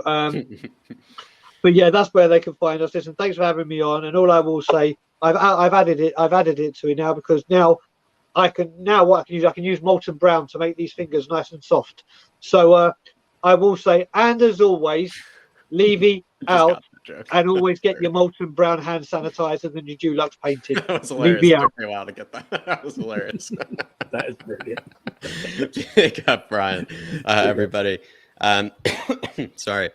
Please check out Tottenham on Tour. Please show him some love over there. It sounds like big plans happening over on the channel yet again, everybody. And they're coming back in a big way, everybody. So show them some love. And also on Weird Time TV tonight, if you want to get your fix of Brian there. We're going to just making sure I'm not missing any member super chats or anything. But everybody, really appreciate you all tuning into the fan show today. Really appreciate how many people have come on to the fan show today. If you do want to skip the queue, feel free to throw it in as a super chat. It's a great way to support the channel. It's also a great way to ask the guests anything if you feel like you want to have your point maybe come across to the panel here. But we're going to go on to Daddy Hojbjerg and see what he has to say. Looking forward to it. Daniel Larson, how we keeping? Nah, I'm good. Yeah.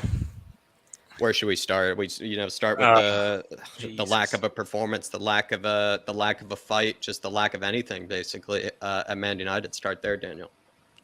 Absolute disgraceful, and I've had enough now of this. It's the same old stuff, different managers, same players, and it just is no improvements.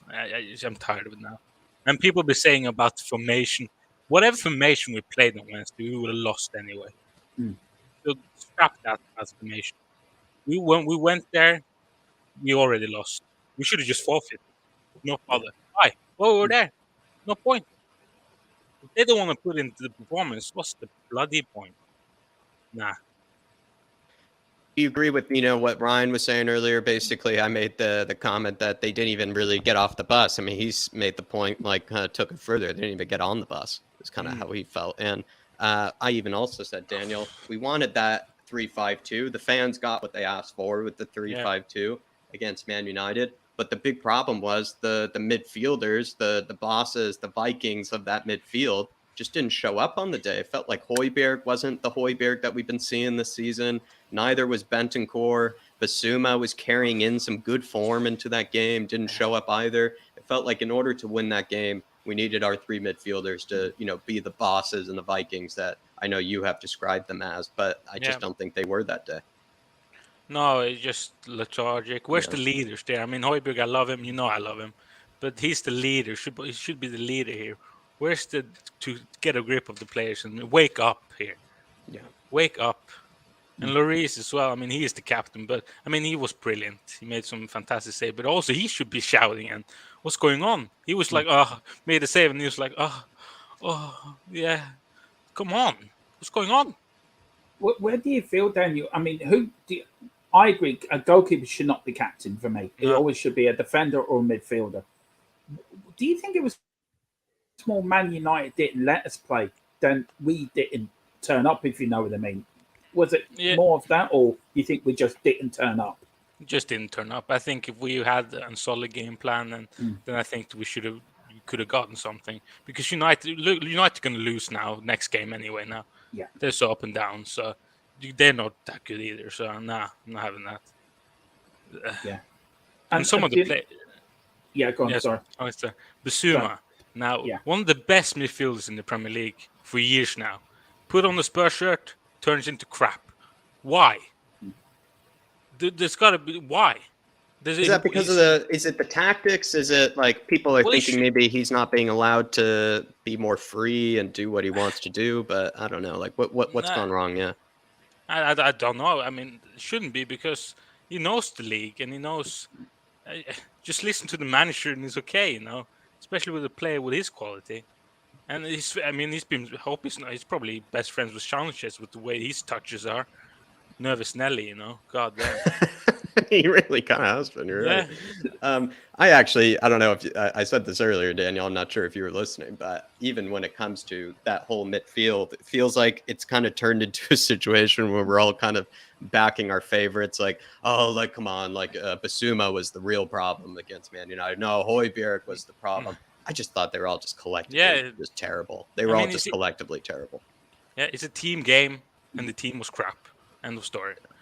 And by that metric, I agree with you. Well said there, Daniel. By that metric, that's just the whole team was crap.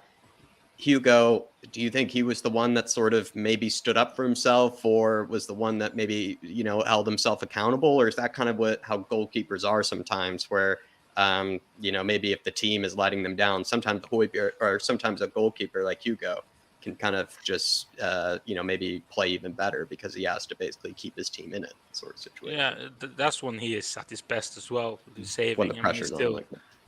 He's still one of the best saving goalkeepers. But of course, he still gives me heart attacks when he's trying to pass it out. I think you're right though. That that's when he probably earned a bit of respect back. I thought Daniel, kind of from probably 100%. Myself. I'll be honest. I haven't been Hugo's best fan this season, or I haven't stuck by him as much as probably others have. And I think that was a bit of respect he got certainly from the fans. But let's talk about maybe other players that underperformed on that day. Daniel. Perisic has been brought up as a player that's underwhelmed this season. I thought he had 2 good chances against Man United, and yet again, he kind of like in the North London derby, I feel like he didn't do very much with them. What are your thoughts on that? Yeah, the same with Bissouma, one of the best left wing backs in recent seasons. Put on the Spurs shirt. What's going on? Again, just something with the shirt. Don't understand. Is it because he had a big injury before this season started? I think so. Something to do with that. I'm still not going to go completely on him because he's still I'm going to give him the benefit of the doubt because there's still a quality player there. But if that continues, there's an issue there as well because then we got no good wing backs anymore. Yeah. I mean, with Harry and Son up front, they've come in for criticism as well. I'm sort of on the sort of thinking, look, they didn't get service. So how are you supposed to them to get the goals if the midfield or the wing backs don't give them service? Do you think like that, or what do you think of Son and Kane's performance on Wednesday? Nothing there. No. Crap. I mean, I'm sorry, but they're losers. We got loser mentality. Even though there might be world-class players, but fuck, we're not going to win stuff. We got to win. Yeah, but Conte's not a lose mentality manager, is he? No, that's the problem. What's going on there? Like, he's the winner here. So how do we listen to him? But they won't still lose. Just going, I'm tired of it. It's not a Graham Potter that's massaging their shoulders every day, sort of kind of guy, making them, feel all good about themselves. Like he's the guy who demands winning. And also, Daniel, on the Twitter Reacts yesterday, I kind of, saw a great comment from somebody that said, Spurs are maybe carrying a bit of an underdog mentality, and they kind of just need to get rid of it, and they're having trouble getting rid of it. And also, he said, like, kind of you can point to it because kind of Jose, Conte, they're not really like underdog mentality kind of guys. They're like sort of siege mentality, sort of kind of guys. They want to win. They're winners. And maybe Spurs players, the Spurs squad, just the vibe in the club has been more of an underdog kind of mentality. And perhaps it's Jose and Conte just needing to chip away at it. But that's my theory, is that perhaps a lot of the players here just have maybe too much of an underdog mentality when it comes into these games. They kind of get too shell-shocked by just the occasion of Man United, when in fact they should realize they're just as good as Man United. Yeah. I mean, how many players in our team has not won a trophy? It's at least half of them, right? Yeah. We've got a couple of World Cup winners in. Lloris has won the World Cup. We've got, other players have won trophies. I mean, Perisic. I mean, Dan, you look at last season with Davis. Atmospheres. Every time there's a big atmosphere, we don't turn up. When we played in the Conference League, it was, it's the pitch, or it's the crowd, or it's some other stupid excuse. They put the wrong drink on the bus, or they didn't put my talcum powder right in the dressing room, or something. How do you get that sort of mentality out of it? Is it? Can you put your finger on what's mentally wrong at the club with these players? No, I think maybe therapy is needed for some of them to, get that winning imprint in their brain, because, it's hard right now. It's hard because I thought stuff would change, but it's the same crap every season. And right now, we could have fucking Conte, the Klopp, and Pep managing at the same time. We still wouldn't win. Yeah, that's what it seems like. Do you feel like, maybe going into Newcastle, though, Daniel, I kind of said where this is classic Spurs, where if we win 3-0, 2-0, I sort of leave then confused. I'm just kind of like, okay, a team that performed brilliantly against Man United, being Newcastle, they actually deserve to win when I really looked at it on paper, that game. And then they also played this exact same game away from home, in a tough crowd, tough occasion. They did much better than us. They showed to be accountable. Let's say Spurs win like 3-0 at home or something like that against Newcastle. I would just leave confused if you get what I'm saying. Whereas if we lost or dropped points, I think rightfully so, more alarm bells for Spurs if we did drop points against Newcastle. But let's say we just walk out there 2-0, convincing performance. I just would actually just be kind of left scratching my head. Like, what is wrong with these players? Yeah, I completely agree. But it's happened before as well. We win against City, then lose against Burnley the next week. So it's happened before. Great example. That is a great example. Yeah. So it just annoys me, and I don't want to be. I want this club to be the best in the world. I'm going to ask you a question now, and look, we need some pumping up, Daniel. These Spurs fans need lifting for Newcastle on Sunday. Can we still finish above Arsenal? At the end of the season, can we finish in second or third place and win a cup and finish above Arsenal? Right now, no. I don't see it. Oh, Jesus. No, I'm sorry, but I'm just going to be real here. No, that's right. Celebration for them. First time in a long time that they get to finish above the Spurs, but it's disappointing here. It's something I've gotten used to as well, Daniel. I've gotten so accustomed to finishing above the scum. It's a disappointment to be hearing that. But you are being honest, and I appreciate the honesty. I don't want you to, to cater to us or anything. And honestly, I'm just Daniel, deluded. I think we will, but we are deluded. We're all, Nah, 2J has a bit of a theory here for you, Daniel, and honestly, you absolutely smashed this today, Daniel. Really enjoyed our conversation. 2J saying, for the last 4 to 5 years, we constantly have world-class players mixed with absolute dog shit players, which is why we are always so close, but never good enough. Is that potentially an answer there? It's just the mixture is all off. Like, there's just brilliant players on one side of the pitch, and then there's Davinson Sanchez on the other, and it's like sort of oil and water. Maybe with kind of the players. Is there something to be taken from that? Do you kind of agree with 2J? Yeah, I kind of agree what he's going there, was thinking there. But, it's so hard with this club. You never know what's deep down. Some curse here, but no, I can agree with that. Because, yeah. I mean, Doherty, goddamn. I mean, we have two. It's just if one doesn't play, the other crap plays. It's crap mixed with it's just crap or crap. Crap going on for crap. I agree with you there. 2J, there's your answer, my man. I actually think that's a potential theory, and I enjoy that one actually, 2J, and something maybe Sean and I maybe could have thought about as well for that podcast. So we to pick yourself up, 2J. It's good to see you in the chat as well. Daniel, can I get some score predictions for you for Newcastle? Isak is out, which is good news. Alan St. Maximin is out. Joe Linton is out. So they are missing some of their better players for this game. So I mean, even less of an excuse for Spurs, you could say. I mean, it's a weakened Newcastle. Yeah, that's good because that's some of the best players. But I heard Kulusevski is out potentially for the. We have injuries ourselves. I mean, here we go with the medical again. Oh my God! Small injuries turning into the biggest injuries in the world. Do you think there is actually something at play with the medical staff? I feel like we've had this conversation before. Yeah, I mean, it's got to be. It's so bizarre. I mean, Richarlison, remember, 2 weeks, just wait. He's going to be out for the rest 2 years now. Yeah. But without Kulu, and probably Lucas is going to replace him because I think he's going to switch back to 3-4-3.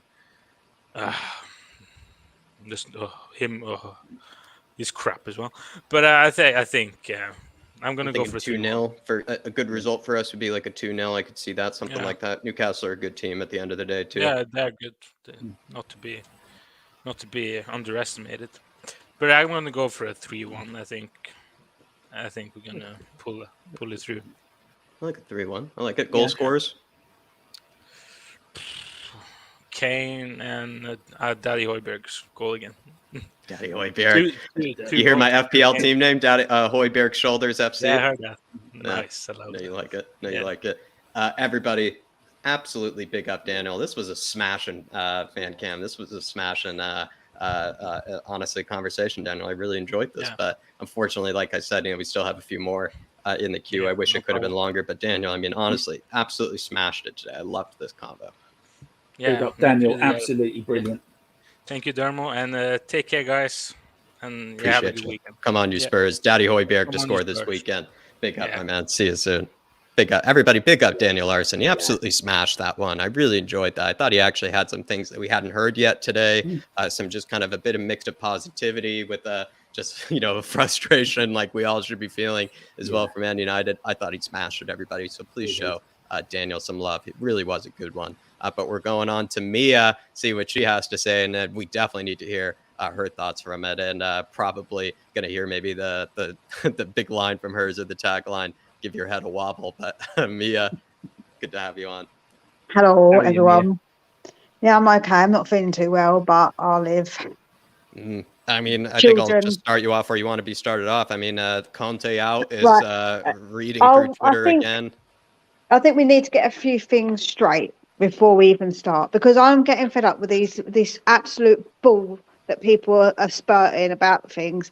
So if you think about it, we have lost 2 Premier League games this whole season so far, and I think that people are just going way over the top with everything. Like, people are just being so reactionary. We're basically turning into AFTV. Like, what is wrong with us? Like, we've got to understand that managers always have to have time, and he has had the January and he's had the summer so far to try and get players out and in.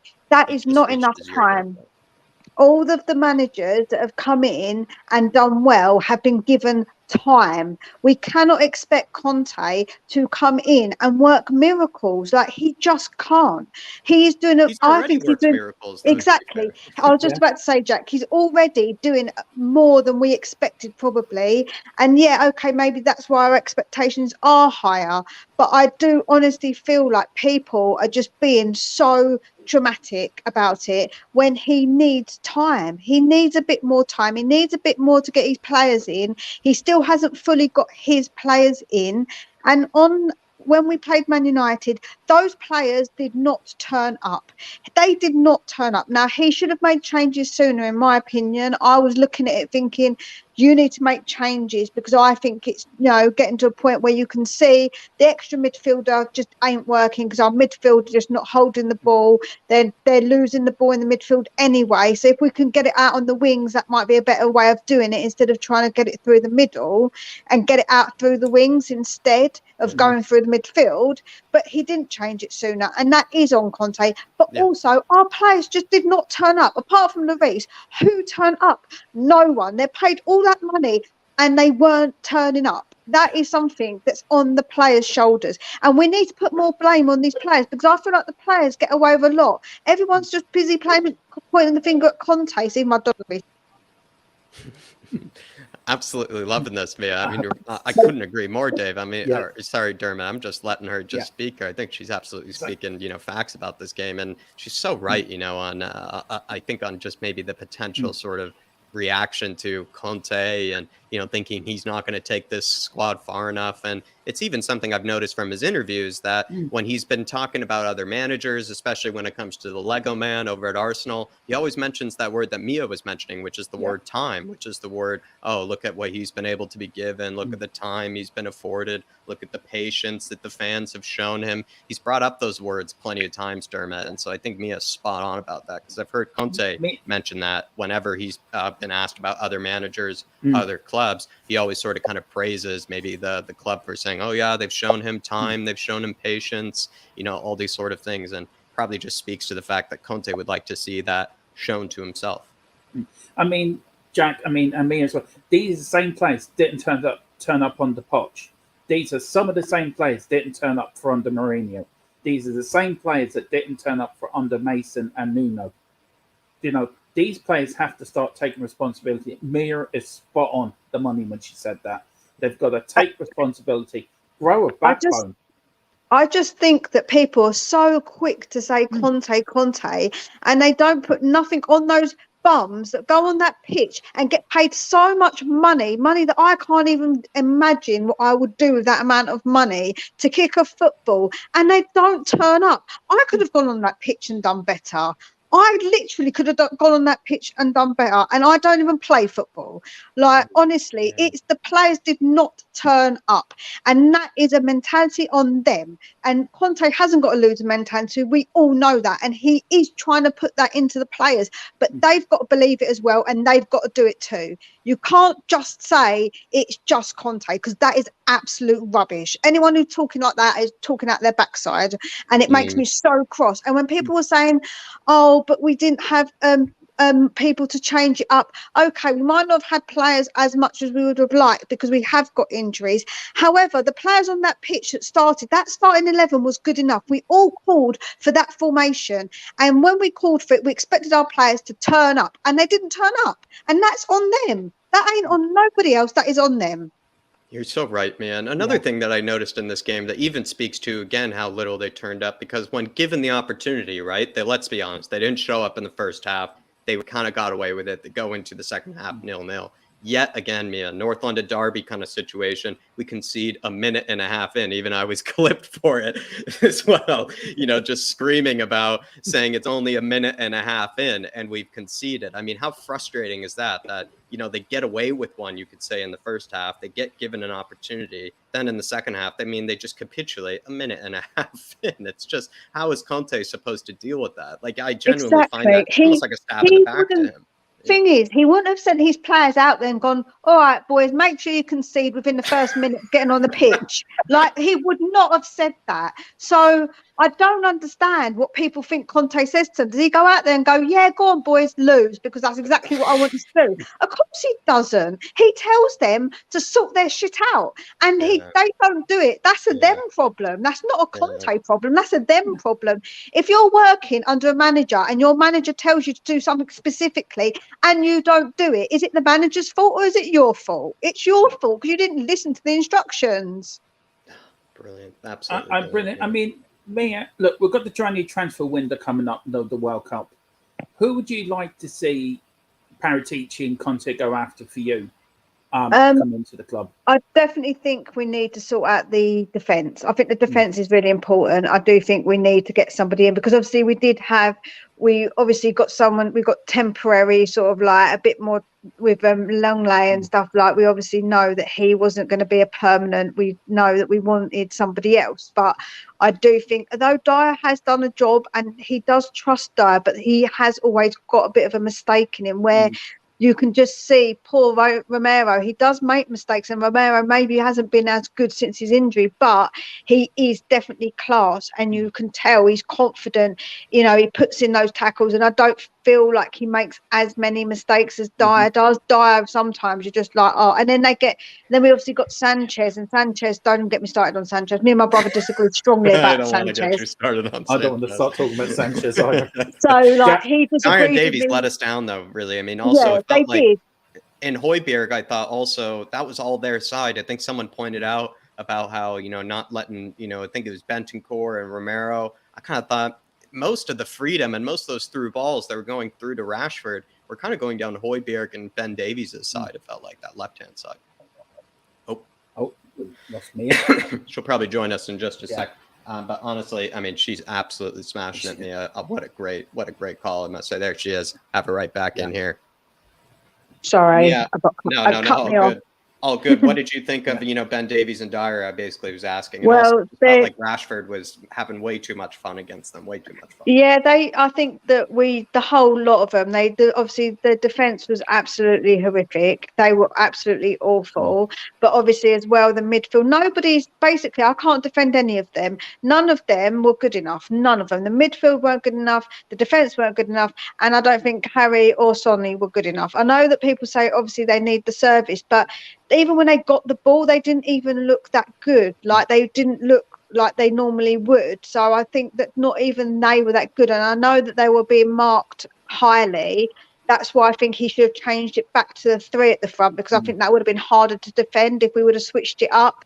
I think they would have been much more like, oh, okay, now they've switched it up back to a 3. We're going to have to change how we play to defend that. And then we maybe could have made more space. So I do think that would have been probably better, definitely. I agree. But Mia, did you see that one pass by Harry Kane to Doherty? Where that one long ball from the right-hand side? For me, that's like Glenn Hoddle. Listen, if Kane could pass to Kane, for then to pass to Kane again to score, we'll be sorted. Do you know what I mean? Like, obviously, that would be the ideal. We need to clone him. Has anyone got any labs that we can go to? We can just clone Kane, because that's what I feel like we sometimes need to do. Because don't get me wrong, he does do passes like that, and they're brilliant passes. But obviously, the ones that he passes them to as well makes a difference. You're just like, oh, why are you passing to him for? Like, please, seriously. It's a bit like when I see Royale get the ball, I'm like, why? Just give it to someone else. Give it to somebody else. Please give it to somebody else. So it was like that ball went to Doherty. I'm going, why him? Exactly. That's what I'm saying. It's a bit like a why him situation. So obviously he did do that one pass, but we can't say the whole game that Kane had a very good game. We just can't. And I know, like, people obviously don't like to criticise Kane, doesn't like to criticise Son, but me, for that game, they're all being criticised. Every single one of them, apart from Lloris, in my opinion, who saved us from it being a complete disaster, because it could have been 5-0 if it wasn't for Lloris. That was what made it really painful, was just knowing that it could have been worse. Just knowing it could have been worse is what made it really painful. Mia, completely agree with you there. Just kind of maybe one more question kind of from myself here. Going into this Newcastle game, though, like, I kind of had told Daniel this, like, what is your takeaway? Let's say if we get like a good result, 2-0, 3-0, something like that, I sort of leave confused. I would just say, Joe, I would just say, Jack, is that it is what it is, and it is football. Because if you think about it, we beat Man City twice last season, and we could have easily beat Liverpool at least once, possibly twice last season. And we beat Arsenal once last season. So, and then we got beat at their ground this season, we'll probably beat them again at our ground. So, like, I think it is what it is with football, because you can't just And we struggled against Burnley, like Daniel yeah, said. like the thing is, it's unpredictable. That's the thing about the Prem, is that it's a lot more unpredictable than other leagues, because we have got a lot more, like the teams on the lower end are much harder. They're not just easy give games, like they're a give. Like, that's not how it works in the Prem. So for me, I think that it's a game that it is a winnable game. I think we could win, definitely. And I think that it wouldn't surprise me if we did win it, because of the way the football is and the way the Prem is. And the thing is, it's one game. We've lost 2 games this season, and I think people just need to put their big boy pants and girls pants on, pull them up, and just get on with it. It's a game that we lost. We're not going to not lose all season. We can't cry every time we lose a game and have a meltdown. It's ridiculous. We're not Arsenal fans. Like, seriously, we're not Arsenal fans. We need to get a grip. People need to stop acting and like this and saying Conte out. Maybe have our own my composure. God. End of the world. Like, seriously, people, what is wrong with you? Give your head a wobble. Almost get our own composure. I agree there, Mia. Can I get a score prediction, please, before I let you go? I think we're going to win 2-0. I think we're going to win. I think that's kind of mine as well. I think I've gone for an Everton score, 2-0 as well. Dermot, anything to say, Mia? I mean, she absolutely smashed it today. And just like Daniel, back to back, back to back, brilliant combos. I literally was listening in, and I had so much to say. I had it all prepared in my head what I was going to say. So I was just like, I've got so much to say. I can't type quick enough, and when I'm trying to talk to people, and I mistype things because I get angry type, because I need to type quickly because I've got so much to say. So it's easier for me just to say it. That's why I like coming on now, and I can just say what I think, because to type it all out is just a bit of a nightmare for me. I can get all like stressed out because I'm trying to type so quick. You clearly had a brilliant outline in the head there. Honestly, I mean, we just let you go, Mia, and you absolutely smashed it. Everybody's saying loving the passion, like Ellie says, speaking a lot of sense is what I've been seeing in the comments a lot. I'd like to think that I'm a very logical person, and I think of things like outside of like just this small container of one game. You've got to think of the bigger picture, and you've got to see it differently instead of getting so caught up in one game. Getting yourself so caught up in a web on one game is just not worth it. You need to just think of a bigger picture of how many more games we have got in front of us. And if we achieve something this season, people are going to think back and go, oh yeah, that game we lost against Man United. It's like we've got to just get so caught up in it. And I think people just get themselves so wound up and so caught up, and I understand it because we all love our club, but I just feel like the meltdown is just ridiculous. It's honestly and especially when you think of how we used to play in the 90s. Imagine these people, if we had internet back then, if they would have had the opportunity to talk about the games then. Oh my goodness, the amount of times we got beat. We were like 14th, almost relegated at one point. Like, people honestly don't understand. If we would have had internet then, can you imagine the people having a meltdown over every game? Well, we used to be crap all the time. We never were good. So I don't know. We'd be praising for Nuno. We'd be asking for Nuno to save us. They'd be that bad. You're probably right. You're giving me flashbacks now. I can remember them days very well. I mean, you're giving me flashbacks here. I mean, they were awful them days. Honestly, I know. Honestly, they were awful. So then, like I say, I think that people just need to give their heads a bit of a wobble. Thank you. Needed that tagline. Thank you, Mia. Appreciate you coming on. Appreciate Take care. Patience as well. See you soon, Mia. See you soon. Bye. Absolutely smashed it. She smashed it. Daniel and her, honestly, great combos back to back, and really enjoyed it. And we have to keep going, though, because I am actually going to be on a few different channels today. So we're going to have to keep powering on and keep going through these fans. So many have come on today, and I really do appreciate it, everybody. How many people have joined us to have a conversation, and on a Friday as well. Just really do appreciate it all. Really massive support today. But we're going on to Phil. Looking forward to this one. And I asked him to come on, and he's been waiting very patiently. Thank you, Phil. How's it going, lads? All right? How are you, Phil? We're keeping well. Yeah, not too bad. Have a good conversation so far with Daniel and Mia. And, we're trying to break down, what happened against Man United. And we're also trying to see if there's any reason to stay hopeful for Newcastle. So, Phil, should we just start with Man United? I mean, give me your thoughts on that one. I mean, where do you want to start? Yeah, I think we are overachieving with our performances at the minute. We lack creativity in the middle. I think our midfielders, our centre midfielders are a bit samey. They're a bit too defensive, and we haven't got no creativity in there. For the likes of Kane and Son, we ain't getting no service up to them. And I think teams are sussing us out. And I think January we really do need to go in for someone like a Maddison, someone in that creative style. Yeah. Yeah. It feels like, with what Hojbjerg, Bentancur, and Bazuma were going to be asked of, against Man United. Like I think Ollie brought up in his fan cam, Phil, basically saying like, if we set up with 3 in the midfield, we have to win the midfield battle. We have to win the midfield battle in order to win the game. And they simply didn't. I mean, the midfielders were some of the many players that just didn't show up on the day. And that's where it is a concern. Yeah, I was calling for the 3-5-2. I thought if we played the 3 in midfield, I thought we'd boss it in there. I thought that would be where the game would be won. But our midfielders just didn't turn up. Bentancur had a better game than Bazuma and Hojbjerg. I agree, but maybe there. Yeah, Bentancur was running around like a headless chicken, But I just want to touch on Romero as well. He looks out of sorts at the minute. I think even in the Man United game too. You think?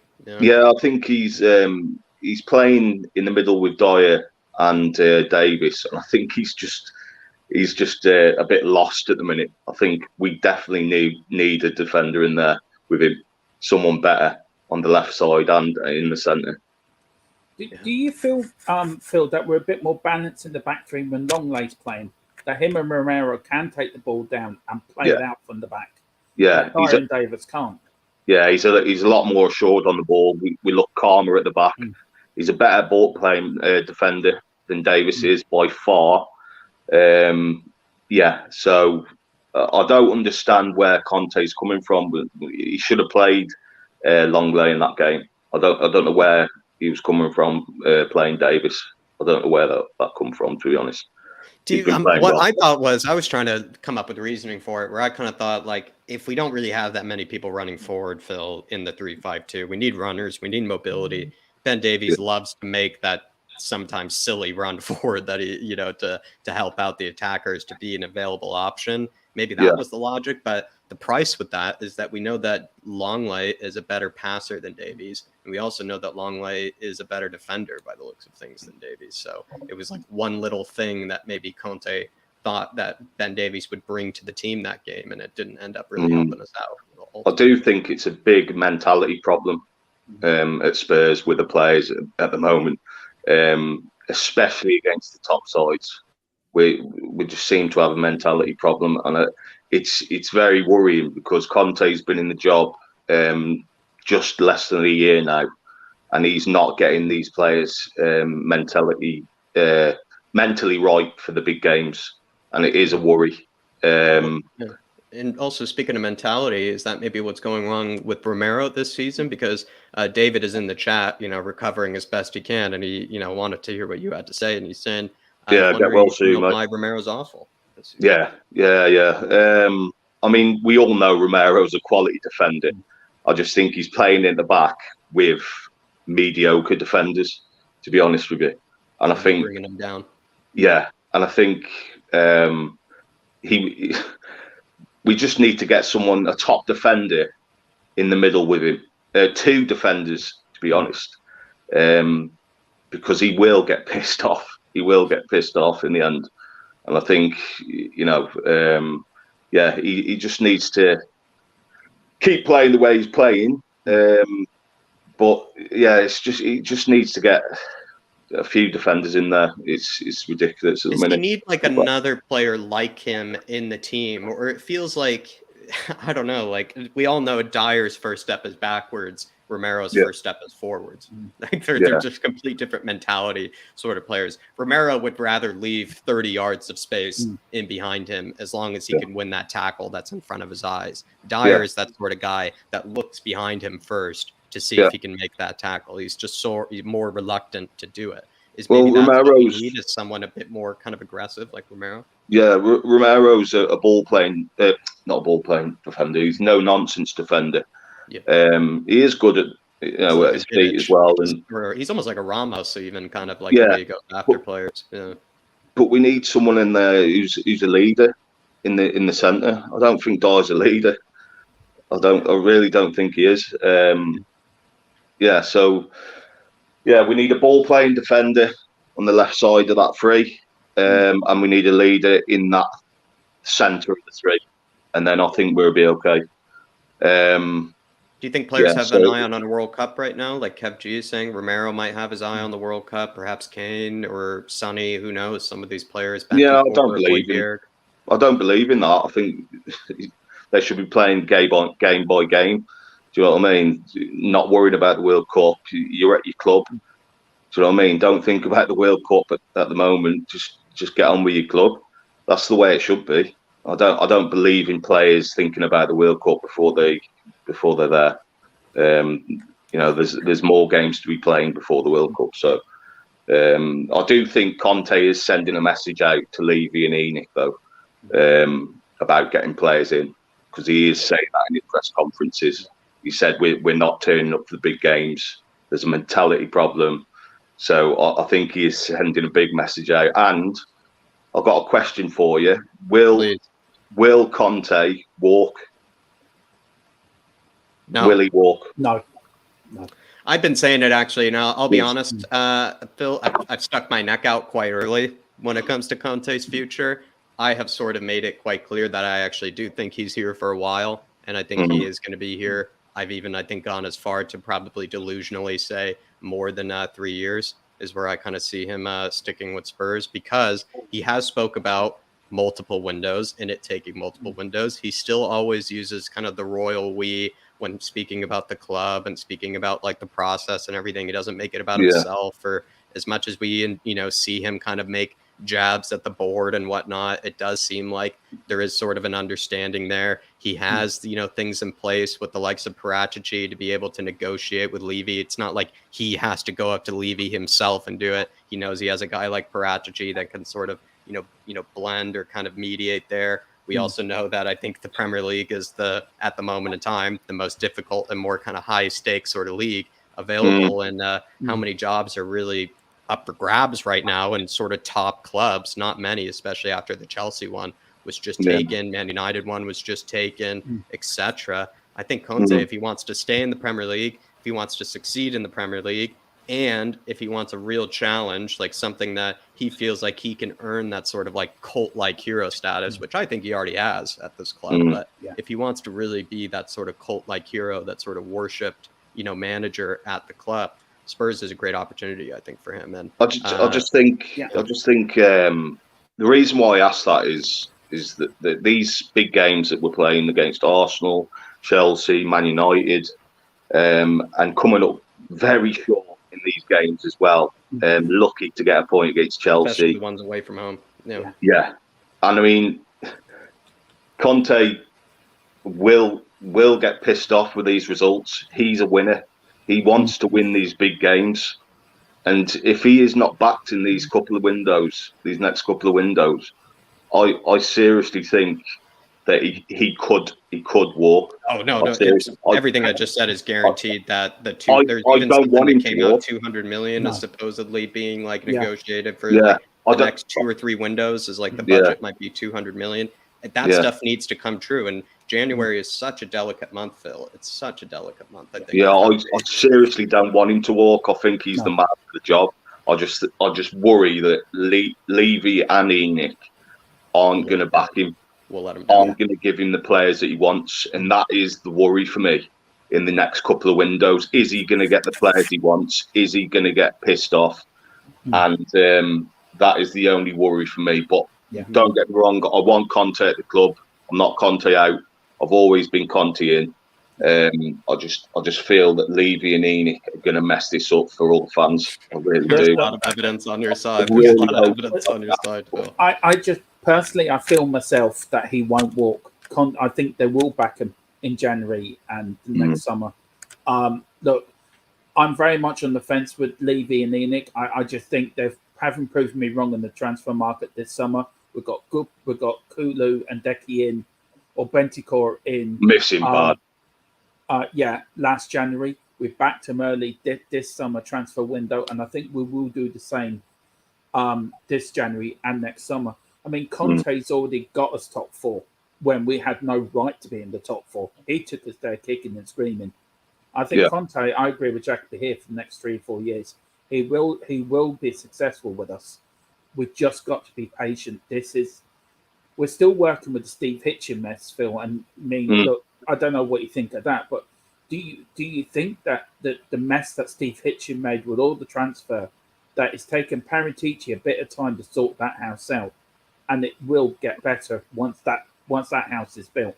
Yeah, I mean, there was a lot of mess that was there when the Hitchen was there. Like, he brought in, didn't bring in all crap players, but most of them were crap players that he brought in. A waste of time. So we have got a manager there that is world class. We've got someone in Paratici who's going to bring in some great players. It's just whether they'll get the money to spend on the players that they want. It's just that is the only worry for me. I've got no worry about Conte. It's just the players are a worry mentally wise for the big games. I don't worry about the mid-table teams. Don't worry about that. I think we're getting results against them, albeit we ain't playing well, but we do get the result. We seem to punch below our weight quite well. I think we are overachieving massively with the performance that we're giving at the moment. And this needs to be sorted, needs to be addressed in January. And I think we need 2 centre backs, a creative midfielder, and that I think we'll be okay there. We just need to be backed. And also, all the fans that went to the game in Manchester, they all need their tickets refunded. Yeah, they were the only ones that showed up on the day. Felt like Phil. That was a disgraceful performance. They didn't turn up. It was nothing to do with the formation. Nothing to do with the formation at all. It was to do with players not turning up in the big game. And that's exactly what it was. If they turned up on the bus, do you know what I mean? It would have been a different story. United played well. I've got to give them that. They played well. But I think it was us playing really bad as well. Yeah. I mean, Phil, do you think we were out-muscled, out-pressed, or just Man United's midfield was just generally better than our midfield on Wednesday? I just don't think we cope with the press, their press. Our defenders can't cope with that. Romero can, but Dyer and Davis can't cope with that press. They can't. And teams are sussing us out with that. They are. If you can press our back three, then there is a problem. There is a big problem, and we need. If Langley was in there, it's more assured and more calm in the back three. But we do need 2 defenders in there that can cope with the press. Do you think we need to upgrade goalkeepers? The goalkeeper at the end of the season, Hugo, look somewhere else. I think we need to start thinking about a replacement for him. I think he had a blinder the other night. He did against Man United. Yeah, you got a bit of respect back, I think, from fans after that one. That one shot, though, I don't even think it was a shot. It was like a pass back, and he fumbled it. Yeah, that was scary. I remember in the beginning of the game. Yeah, that was scary. I thought, here we go. It's going to be one of them games that Lloris has had, but he had a blinder. He had a blinder. 9 out of 10 for me. I would have given him a 10 out of 10 if it wasn't for that pass back shot. If we got a result, I'd give him a 10 out of 10. If we got like 0-0, I probably would have given him a 10 out of 10 if we got out of there. Definitely. Yeah. Can I get a score prediction, Phil, for this Sunday? Yeah. My heart is saying 2-0. What's your mind saying? My mind is saying 2-2. I think there's a lot of pressure for a draw. Yeah, I want to be optimistic. That's what my heart is saying. Like that's why you got a heart. That's why you got a heart. You got a heart and a mind for a reason. Yeah, so my head's saying 2-2. I think there's a lot of pressure on the players, and I think Newcastle are a good side, and they're getting results at the minute and playing well. So I think it won't be a good result if we get a 2-2 draw. Because we need to bounce back and get a win and get back to winning ways. But it's on the cards for you. It's a potential result on the cards, and I'm glad you're honest with us, and I'm glad you gave the optimistic one as well, my man. But Phil, pleasure of a conversation. And I appreciate your patience, my man. And we still Good, have a few lads. more to go. And I wish we could, speak longer, like I've said to others. But, plenty of people wanted to come on today, which is great news. But appreciate your patience, my man. Big up, lads. All right. So, catch you See you soon. later. In Conte we trust. Come on, Conte Spurs. we trust, Phil. In Conte Absolutely we right, trust, my man. Absolutely right. Everybody, show Phil some love. Another great conversation. Yeah. Another great one. And Phil is spot on. We can't deal with being the press. Exactly right, Davo. But everybody, show Phil some love, please. Everybody's having great combos. We have 2 more to go, everybody. I'm not taking any more. I do apologize. I do kind of got to go after these 2. I got some errands to do, and then I'm on like 2 other channels later today, everybody. So a bit of a busy boy. But we have Queen Ellie coming on a THFC Till I Die takeover. Hello, there lad. she is. You're right. Hello, Ellie. Hello, Derby. Hello, Jack. How you doing? Good, Ellie. Did we're you get good. offered the Prime Minister's job yet? Do you know? Have you? Do you know? I am. I'm gonna be sworn in by Prince Okay. Charles in about half good. an Yeah. hour. Queen Ellie's back. Queen Ellie is back. You Ellie, like my new headphones? I'm digging it. I'm digging Yeah. it. I know. Very high tech. Maybe helps you hear Hojbjerg's, ping of a pass maybe better when you're watching the game. Oh my God. Don't get me started on Hojbjerg.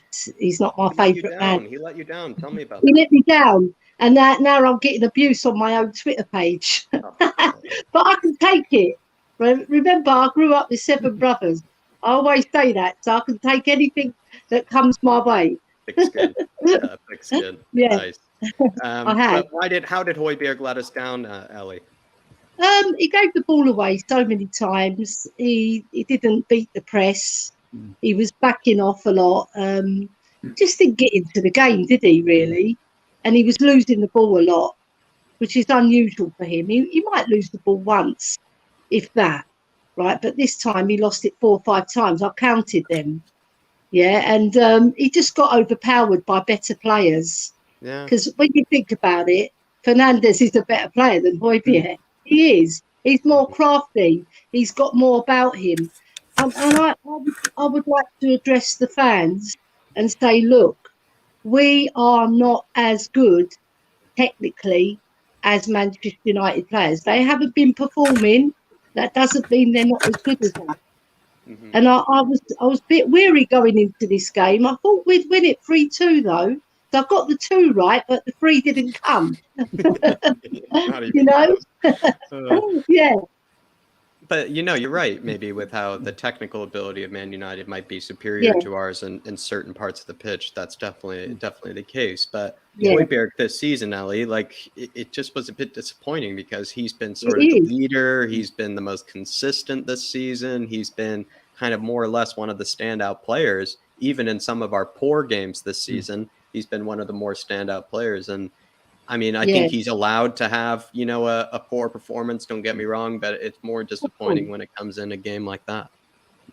Yeah, it is, because I wanted him to really play well against a bit better team, and away from home. Away from home, we've not been too clever. We've won 2 games, but they're against Brighton was the best result away from home. Well, we won 2-0 there last year and we won 1-0 this year. So there's no surprise there. It's when we go to places like Manchester United, Liverpool, we've got to step up our game. Because last season we got very good results against the bigger team. That's why you've got to take a step back, fans. Look, we beat Man City twice last season. We drew with Liverpool. We actually deserved to win one of those matches. I agree with Mia. We did. We deserved to win. The home match, I thought we deserved to win. The away match, more or less 50-50, maybe 60-40 to them, actually. But we got away with it because we stuck on in there and Davis had a worldie, in that game. Yeah. So, but this season he's been very poor. He hasn't stepped up. And I'd like to address what I said in the chat. I said, why every time we lose, it's all doom and gloom? I had time to reflect and look at the bigger picture and just let Conte weed the loser elements out of our club. And his work is not done yet. He's still got work to do. Yeah. Ellie, I'm trying to find that comment, Ellie. Yeah, but continue. Sorry, Dermot. Yeah. Ellie, I said to, I think it was Mia or Phil, Are we still in the middle of the hitching mess that Paratici's trying to clear up? And the second, we're halfway there. We're halfway there, aren't we? Yeah. We've got to weed out the other chaff from our club, and Conte will mould this team into proper winners, because he's got elements of winners in there, but there's the loser still. Yeah. And that loser element overtakes the winning mentality. Because I heard people mentioning the mentality a lot. Yeah, like that's a big factor. You've heard me say Conte is the ultimate master mentalist. Yeah. He's got this team of pretty average players and few worldies here and there to be third in the league. You imagine if he can do that with that, what he can do with his own team and make his own craft his own team in his light, the way he likes to play football. We know he's a bit more pragmatic. We know this from his days at Chelsea and his days at Inter. But even Inter Milan, they scored a lot of goals and they were very good on the wing backs. He hasn't got his wing backs yet. He's bought Perisic, hoping on a hope that he's going to be the same player as he was at Inter. He wanted to just plug him in and he'd be brilliant, but that hasn't happened. Yeah. No. He's not quite delivered. He's shown flashes of brilliance, and the things that he's done that have been brilliant have been up there with the very best in the league. But he's flattered to deceive in other games. Yeah. I mean, Ellie, he's getting old as well, and the Premiership is a lot harder. I mean, Ellie, look, we've had a bad start to a season since 62-63. We're third in the league. We've only had the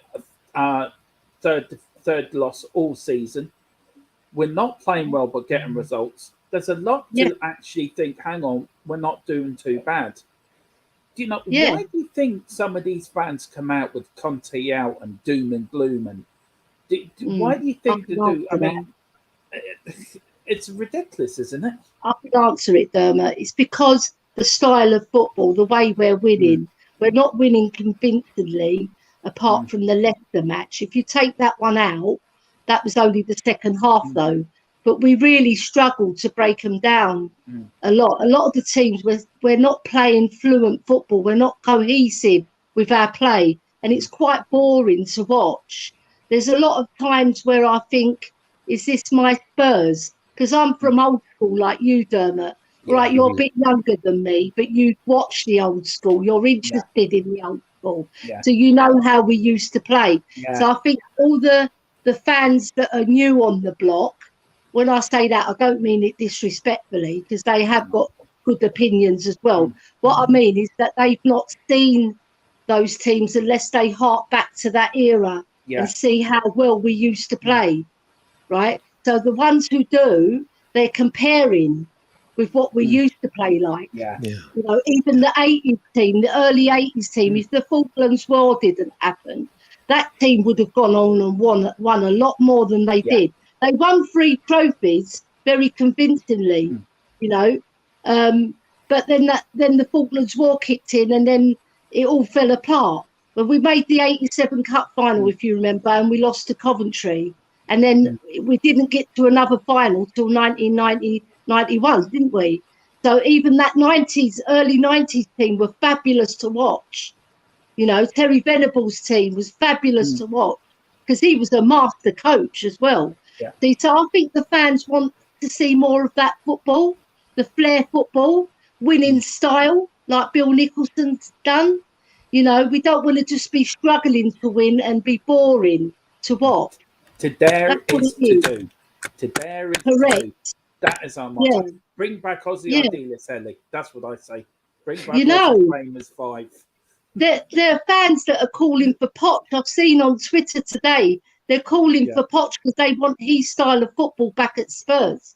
Because he had a bit of similar to what Pep does. Very high press, high energy, get in there, get stuck in, use your skill. But we had Dembele. We haven't got a Dembele in our midfield, right? Now, we need to replace him. We haven't replaced him, have we, lads? We haven't replaced him. you say you want Poch, people want Poch back. They're still the same players that let Poch down, that let some players let Poch down, Mourinho down, Mason down, Nuno down, Conte down. We can't keep looking back. We've got to start looking forward. Conte is the man that's going to take us to the promised land. We can't keep wanting. Yeah, I agree. If Poch doesn't work out, say we go for Poch, who do we go for next then? We can't keep going down this road. Yeah, the thing is, I don't want Poch back because it won't work. It won't work. The second time round is going to be worse. Like when Gareth Bale came, all right, he scored 14 goals, but he weren't the Gareth Bale we knew, right? And I think Poch is a coach that will inherit a squad and mould it into his, but it'll take him 5 years to get there again. Whereas Conte, I think it's only going to take him 1 year. I think by next year, he'll have all these players in place. He'll do the January window and the summer window, and then he'll be ready to strike. I think this year's a bit too early, but we might get a trophy. As long as all the players buy into what he's saying and actually perform to his standards, week in, week out, home and away. Because at home, we've got a perfect record. We've won every single match, you see, but away, we've drawn to Chelsea, we've drawn to West Ham, we've lost to Man United, we've lost to Arsenal, right? So we've got to get that White Hart Lane spirit, because even though we don't play very well at White Hart Lane either, we still play much better than what we do away. We're more fluent in our play. That's my opinion anyway. We are a lot better at home, and our home crowd is on our side. The Spurs supporters, if you're doing well, they will cheer you on. But if you let them down, they'll let you know. We're a fickle fan base, that's for sure. We are, but we're a real fan base. Yeah, we because are. every opinion is valued. Yeah. Yeah. Everybody who's come on tonight, everybody's got something good to say. Brian Daigle, Phil, we've all had something. Mia, you know, it's all similar opinions, but some a lot different opinions. Yeah. So yeah, we just got to knuckle down, and Conte will work his magic because he's already working his magic. It just takes time. You've got to be patient. Look, if you look at Ferguson, he didn't win anything for 3 years. Klopp didn't win anything for 3 years. Look, he's only been here just over a year, isn't it? Ranieri ended up winning it ahead of all of them, which is kind of hilarious. Conte's not been here a year yet because it's November he joined us. Yeah. And it's not November yet, so he hasn't even had a year. And look what he's done for our club. Yeah? He's changed our mentality to actually go and win matches, not playing well as well. Imagine when he hits the rack.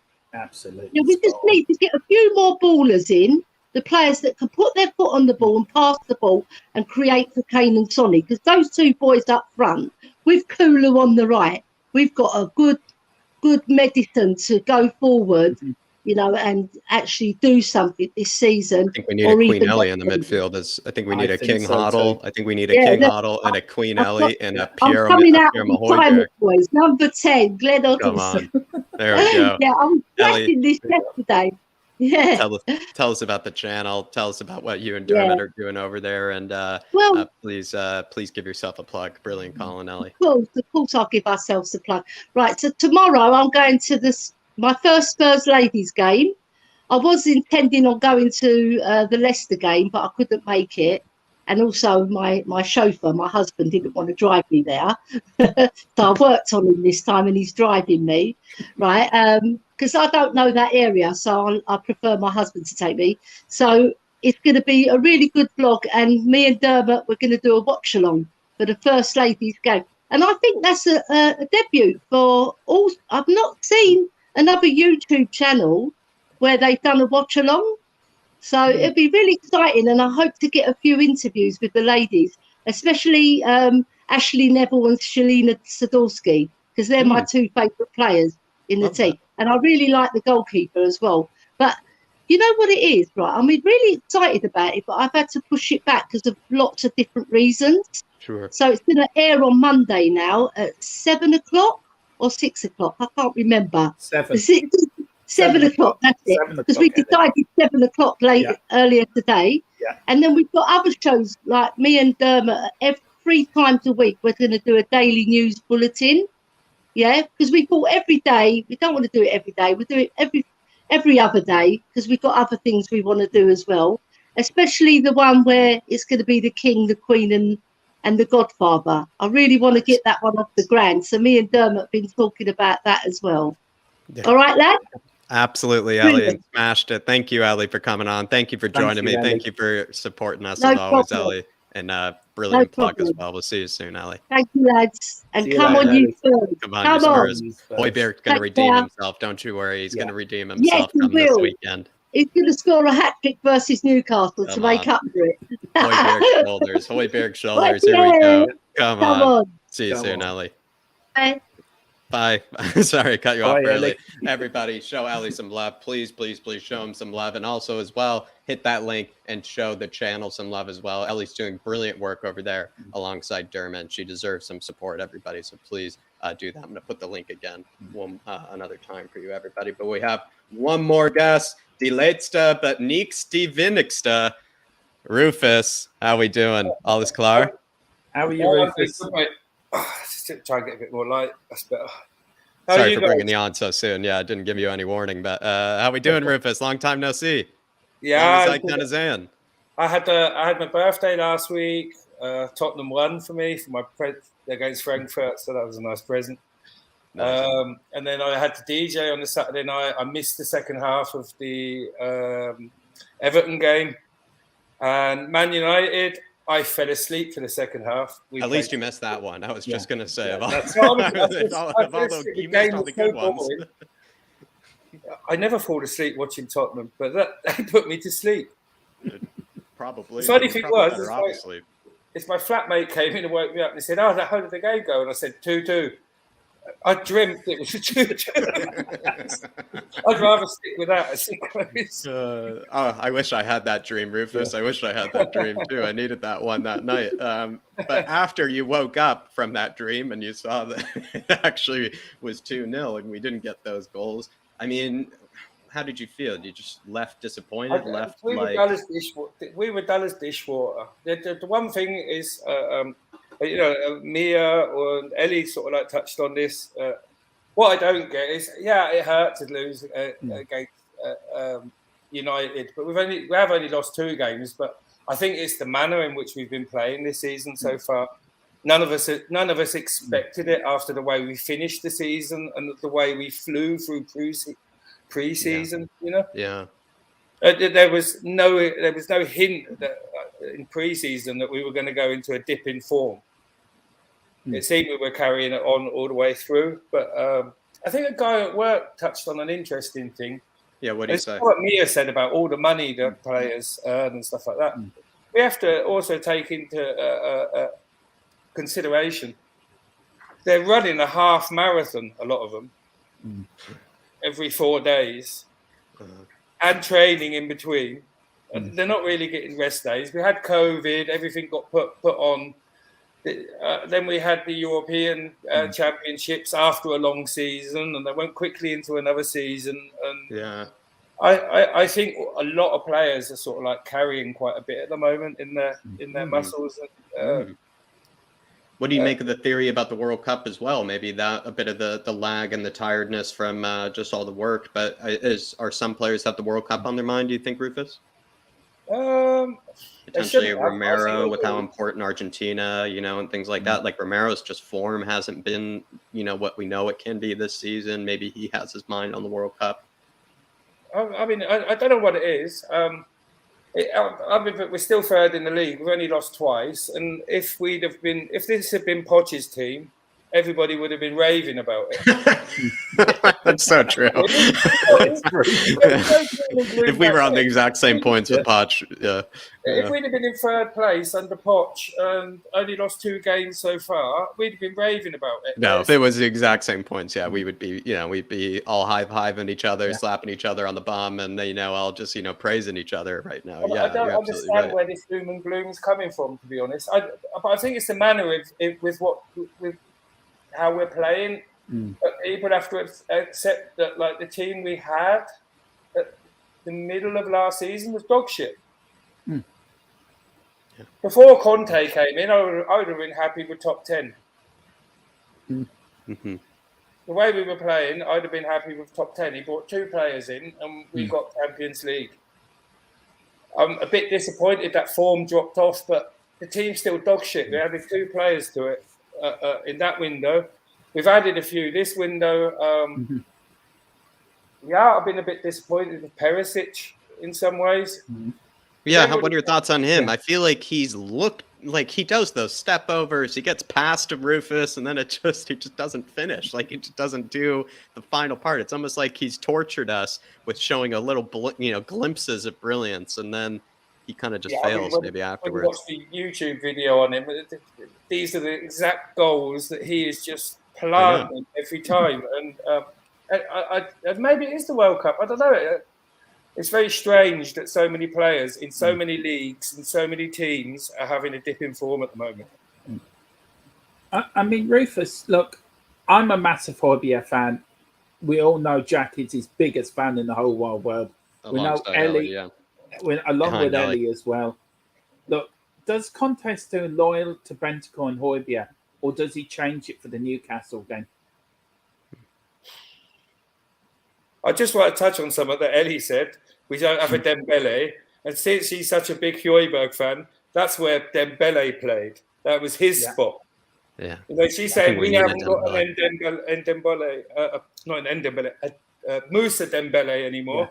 Because Musa was like the king in that position. But sorry, Ellie, that's where Hojbjerg plays. So you're saying Hojbjerg is nowhere near as good as Dembele, which he isn't. He just doesn't.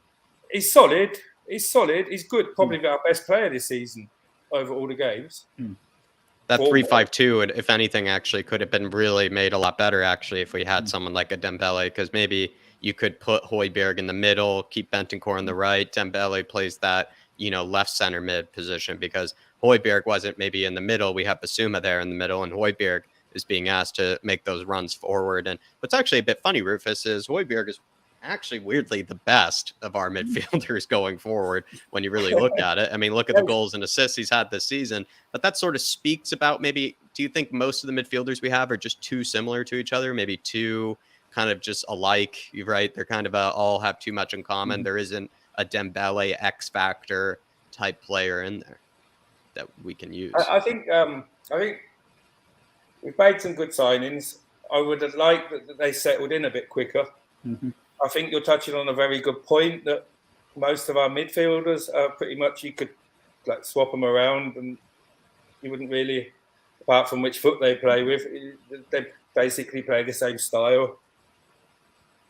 But I was thinking today, if you actually put the team up for sale today, there's only 4 or 5 players, 6 that would just fly out the window. If you said, I'm selling my team today, we've got financial problems, I'm putting the entire Tottenham team for sale. Kane, Son, Romero, Lloris. There's a group of players that would be straight through the door. I might have missed a couple there. Sorry to them, But like over half our team, we'd have a bit of trouble getting rid of them.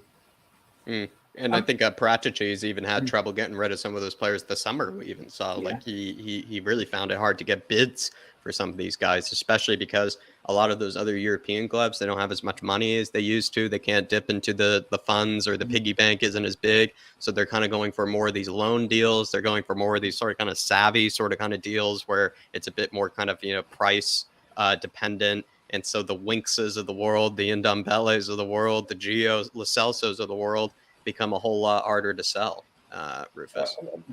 There's another point I'd like to touch on. There's a few players we missed out on the summer for whatever reason. I know Brian's got his view on why we missed out on them, and other people got their views. But people like Ali Gold say we did show serious interest. Do you know what I mean? We did put bids in. Yeah. Only for the players, for whatever reason, not to want to join Tottenham at that moment. They didn't move. And they didn't go anywhere. So they were. So actually, I agree. Like hates it because they actually lived up to their word. No, I'm happy where I am. I'm not moving anywhere. I agree with you, actually, Rufus, because that was my logic when it came to Bastoni. That was my logic when it came to some of the players we missed out on in the summer. Was like, you know what? If they end up moving someplace else this summer, I'm disappointed because I know that Spurs could have done better. But if they end up not moving anywhere and they end up staying where they are, considering that they're also getting bids from other clubs, not just us, you then makes you think, well, it seems like we tried to push, but we either didn't push hard enough or they just weren't going to budge. You know, sometimes it's just that way. And then the problem is, if we'd have gone for the third choice or the fourth choice and then pumped out money on them and it didn't work out, everybody would be... And we were starting you know, like blah, blah, blah, blah, blah. The players that Conte identified didn't want to join us at that point in time for whatever reason. And he wasn't interested in other ones. So he waited. I mean... Liverpool waited. You know, Liverpool got in Van Dijk, got one of the best centre backs. They waited a season and a half for him. Yeah. No. Okay, they paid ridiculous money for him at that time. They didn't. I don't think they really needed to bid that much. But the point being, Klopp waited a year and a half to get the player he wanted. Yeah, absolutely. I mean, where do you see January transfer window happening, Rufus? What do you see? Do you see us going back in for some of them players again? What would you be happy with at the end of the January window? I think we can write off the Inter players now because they've qualified to play further in the Champions League. Yeah. At the expense of Barcelona. I'd hope that they'd actually gone out so that we might get Skriniar or something like that because they're like, oh, we're missing out on money now. So I think anything from Inter will be next summer. I'd like to, I forget the guy who Sean was talking about on the, is he a Juventus player? Bonucci. Yeah. I know could he be a Thiago Silva? Could he be like a Thiago Silva? Older, but that might be a solid signing if it is really something Conte's into. I don't know where the rumour came from or anything like that, but that could be a good one as a short term while we're finding that next super rock in the middle. This is not dire. I'm sorry, but yeah, I mean, at this stage, I'd love to have a Thiago Silva instead of a Dyer. Yeah. I think that would make us so much better in that back three. But Rufus, I need that score prediction for Newcastle, my man. What are you thinking? You know, how is it going to go? How's it going to go this Sunday? They're missing a few players. We're going to have a reaction. Conte is going to have done like his version of the Ferguson hairdryer. But we're playing a bit rubbish at the moment. We leak stuff. So I'll go 3-1. 3-1. I've heard that one before. I forget who it was that gave us a 3-1. Someone else gave us a 3-1. Might have been Daniel, I think. I think we'll leak a goal because our defence is a bit on tender hooks at the moment for whatever reason. So I think we'll leak a goal and I think we'll have a bit of a reaction. The home fans... Probably a Kane penalty. What would the odds be? What are the odds on a Kane penalty at the moment? I mean, high. I would imagine they seem to keep coming. Ripsy or Rufus, they seem to keep coming. Yeah. If you want high odds, it's probably better to put the Dyer bet on. We'll see Shawnee. Sean will definitely make a bet on the Kane penalty. That's for sure. Rufus, though, every week. All is good with Jacob. Is everything good with him? Yeah, he's fine. We didn't watch the Man United game together because it finished late, and he had work the next morning. But he was very disappointed as well. Tell him I said hello. But we'll figure it out that we get on together again sometime soon. Yeah. Tell him I said hello though, just in case he forgot about me. And looking forward to hearing him. We've got to get on with Jack again. That's what I'm saying to him. I got to speak to Jacob again with Rufus. For Christmas, yeah. Good man, Rufus. Well, I apologize for cutting it a bit shorter than usual. I just got to go. I'm a very busy man today, and so many people have come on today, and which is brilliant. But we didn't get to have as long of a conversation as we normally get to. Sorry. I didn't finish early today. I did finish a bit early, but we had a drink after work to celebrate my birthday last week. Alles Gute zum Geburtstag. Yeah, so and then we just me and my colleagues just drunk a couple of bottles each after work, and I was coming home, saw the fan show was on. I was like, I got in at the end at least. That makes me happy. Yeah, das klingt schön, das klingt Spaß. But I'll see you soon. I'll see you soon, Rufus. And like I said, Come on, you Spurs! Come on, you Spurs! Go on, Big you up. Spurs. See you soon, Big Rufus. up, Absolute Rufus. legend. Our man out in Germany, our man out in Deutschland. But Dermot, sorry. I mean, I've had to kind of, sort of rush it towards the end here. I got No, you're places to grand. be, got eat some Yeah. lunch, then getting on a show and all that good stuff. But I really appreciate you, Dermot, for filling alongside me here today. I'm putting in your link into the chat one last time. As you probably saw, I put it in a few separate Thank times. you. But Dermot, give the channel a plug, and thanks for filling alongside me today. Yeah, I'm over on THFC Till I Die with Queen Ellie and the Godfather Philip Brady, and we've got Izan and Chris over there. We've got, as Ellie said earlier, we've got the women's side. We're doing the watching on tomorrow. We've got her show Monday. But on the 17th of November, me and Ellie are doing a 12-hour charity stream for children and adults with autism and ADHD. It's something I suffer with myself. I'm autistic and suffer with ADHD, which has impacted my life quite badly. But, you can live with it and overcome with it. We also do mental health as well, because we feel there's a lot of families with younger children that don't get the help and the financial help they need to buy toys or equipment for the child or something for the sensory room. So me and Ellie are doing that on the 17th of November. It's a 12-hour stream, so we're going to have lots of things. Quizzes, games, some FIFA 23 content coming out next month where I'll be doing a career mode as manager of Tottenham. Can I take them to glory? And just lots of good stuff coming out. So please, everyone, we were at 700. So We've gone back down to 697. Let's get back up to 700 before the Newcastle game. And look, thanks for having me on, Jack. Really enjoyed this fan show. Thanks for helping me out. Thanks for helping me out, Dermot. Everybody, get them over 700. No excuses. Get them back over. Everybody that maybe whatever went wrong with the subscribers, get them back over that milestone. And then the next one is going to be the 800. Then we'll get up to the K. But everybody, show Dermot some love. That'll be all for today.